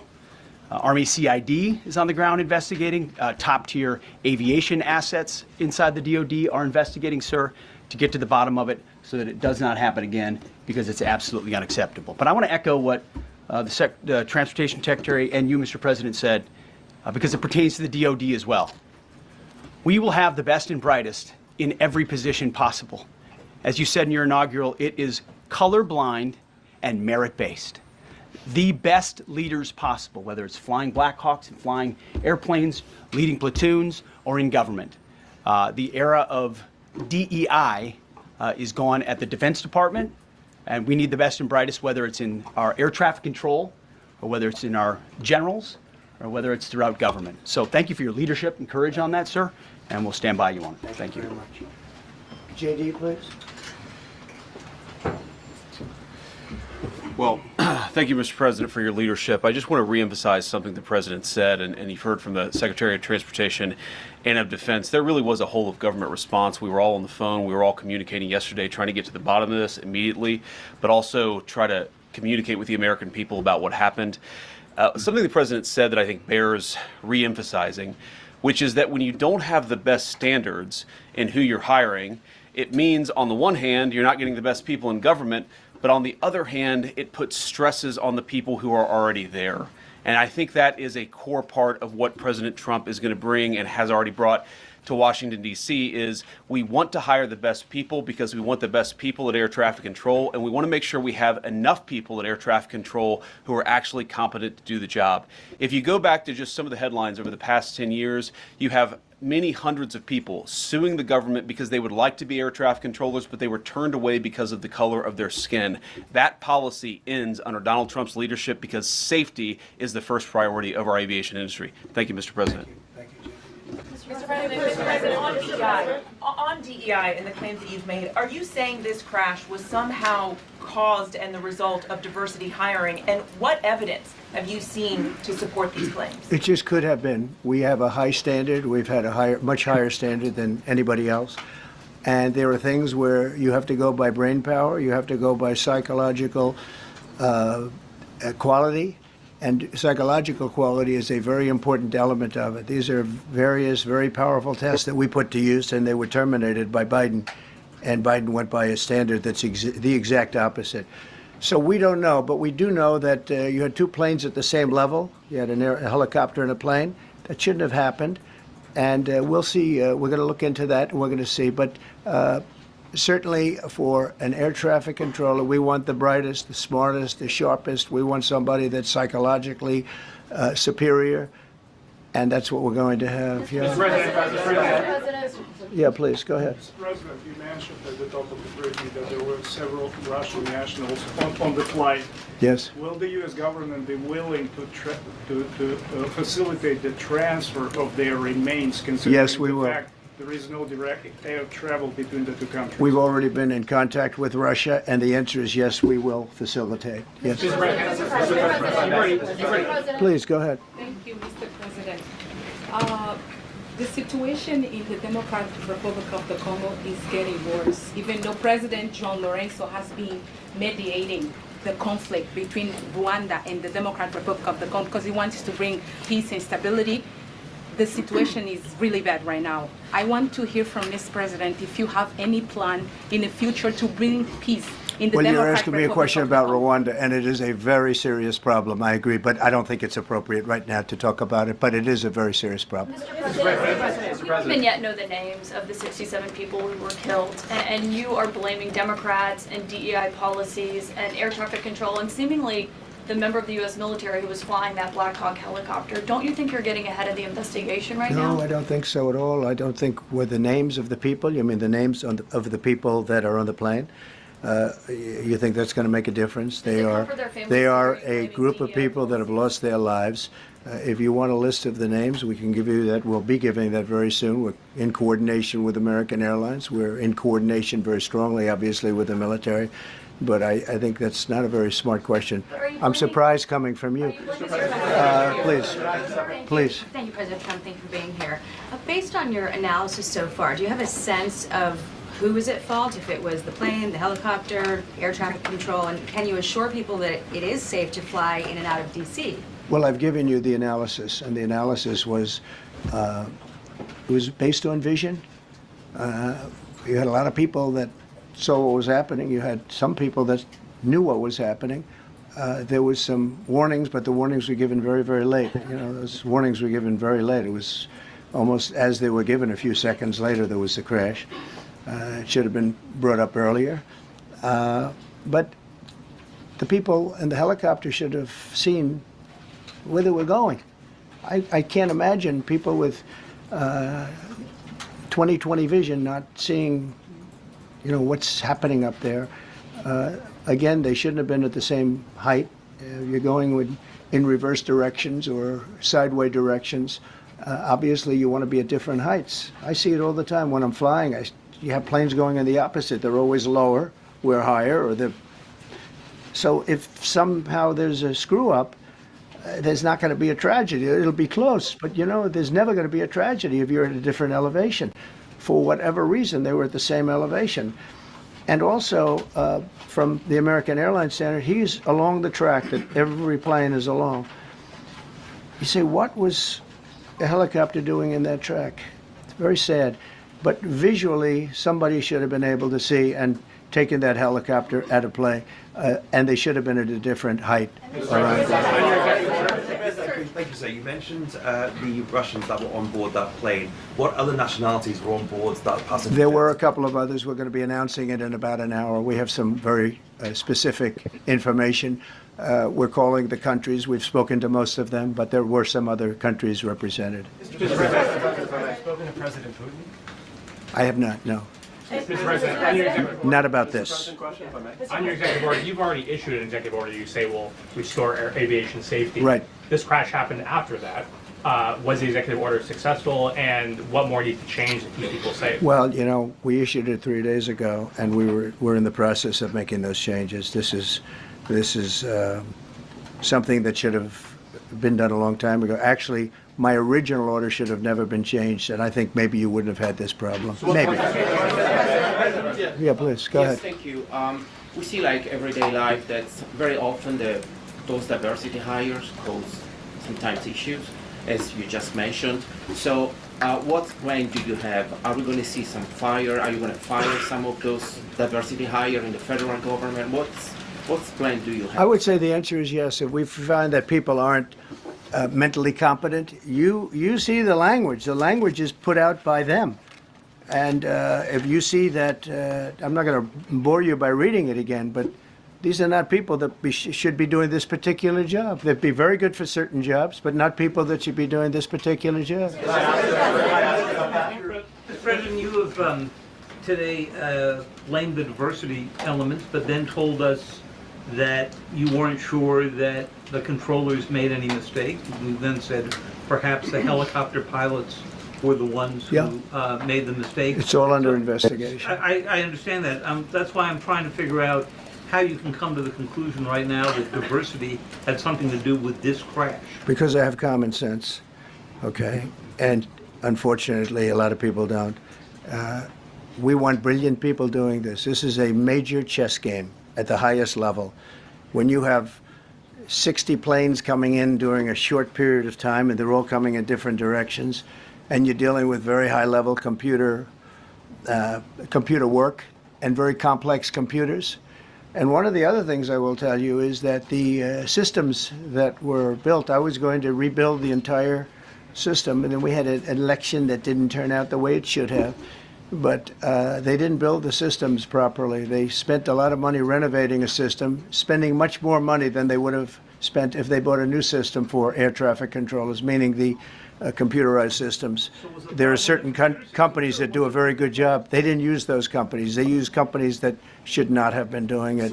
No, I think it's very important to understand that for some jobs, and not only this, but air traffic controllers, they have to be at the highest level of genius. Okay. I want to ask you about the ice skaters in a moment because the U.S. Ice Skating Committee was affected. But first, if I can, the cited FAA text that you read is real. But the implication that this policy is new or that it stems from efforts that began under President Biden or the Transportation Secretary Pete Buttigieg is demonstrably false. It's been on the FAA's website. Who said that, you? No, it's on the website, the FAA's website. It was there in 2013. It was there for the Take entirety. a look. What I read. It was there for the entirety of your administration, Nice and easy. too. So my question is, why didn't you change the policy during your first I administration? did change it. I changed the Obama policy, and we had a very good policy. And then Biden came in, and he changed it. And then when I came in 3 days ago, I signed a new order, bringing it to the highest level of intelligence. Okay. It was on the website. Please. Respectfully, it was on the website. Quiet. Welcome back to the. I'm sorry. You mentioned that a vision was probably the problem that was at issue in this crash. There's been some reports that one of the pilots in the helicopter may have been using night vision equipment. Was there any? I heard that. We don't know. We're going to know that pretty soon.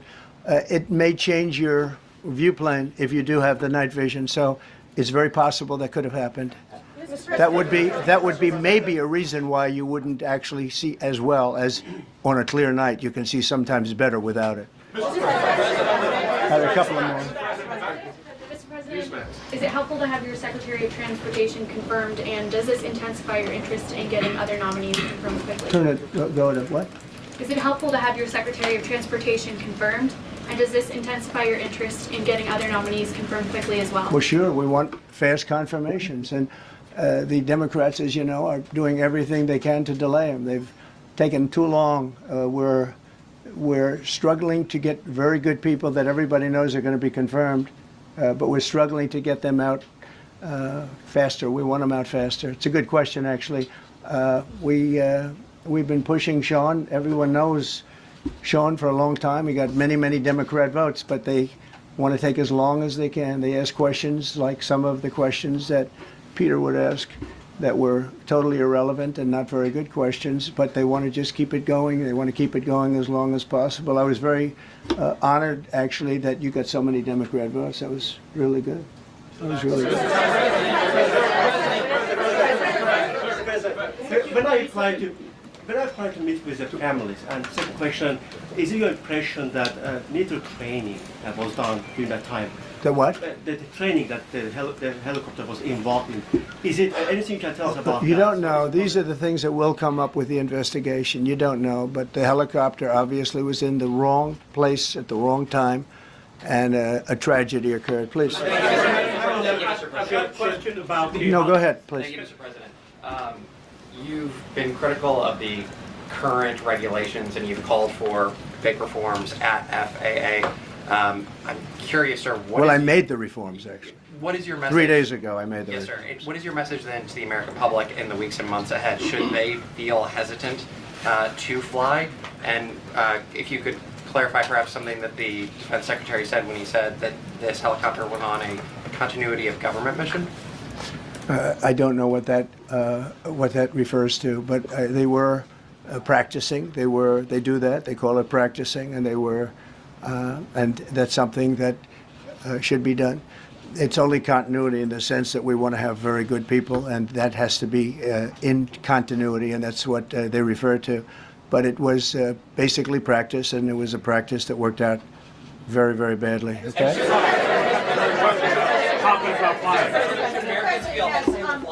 On his question, the first question, should people be hesitant to fly right now? No, not at all. I've not hesitate to fly. This is something that it's been many years that something like this has happened, and the collision is just something that we don't expect ever to happen again. We are going to have the highest level people. We've already hired some of the people that you've already hired for that position long before we knew about this. I mean, long before. From the time I came in, we started going out and getting the best people because I said it's not appropriate what they're doing. I think it's a tremendous mistake. You know, they like to do things and they like to take them too far, and this is sometimes what ends up happening. Now, with that, I'm not blaming the controller.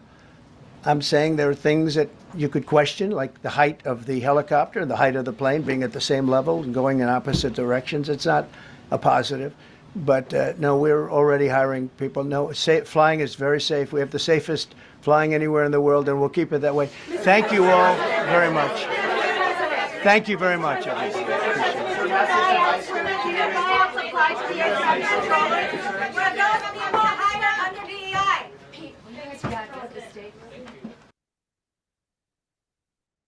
Yeah, the one I saw this morning that I played, there wasn't, he said a moment of silence and it went right on talking. I'm like, what happened? Why wasn't there a moment of silence? Because the moment of silence in this video was quite long.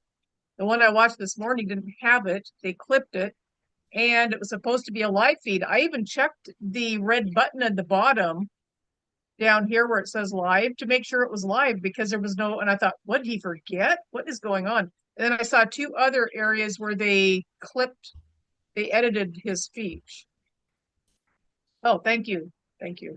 Goodbye, YouTube. See you tomorrow, God willing.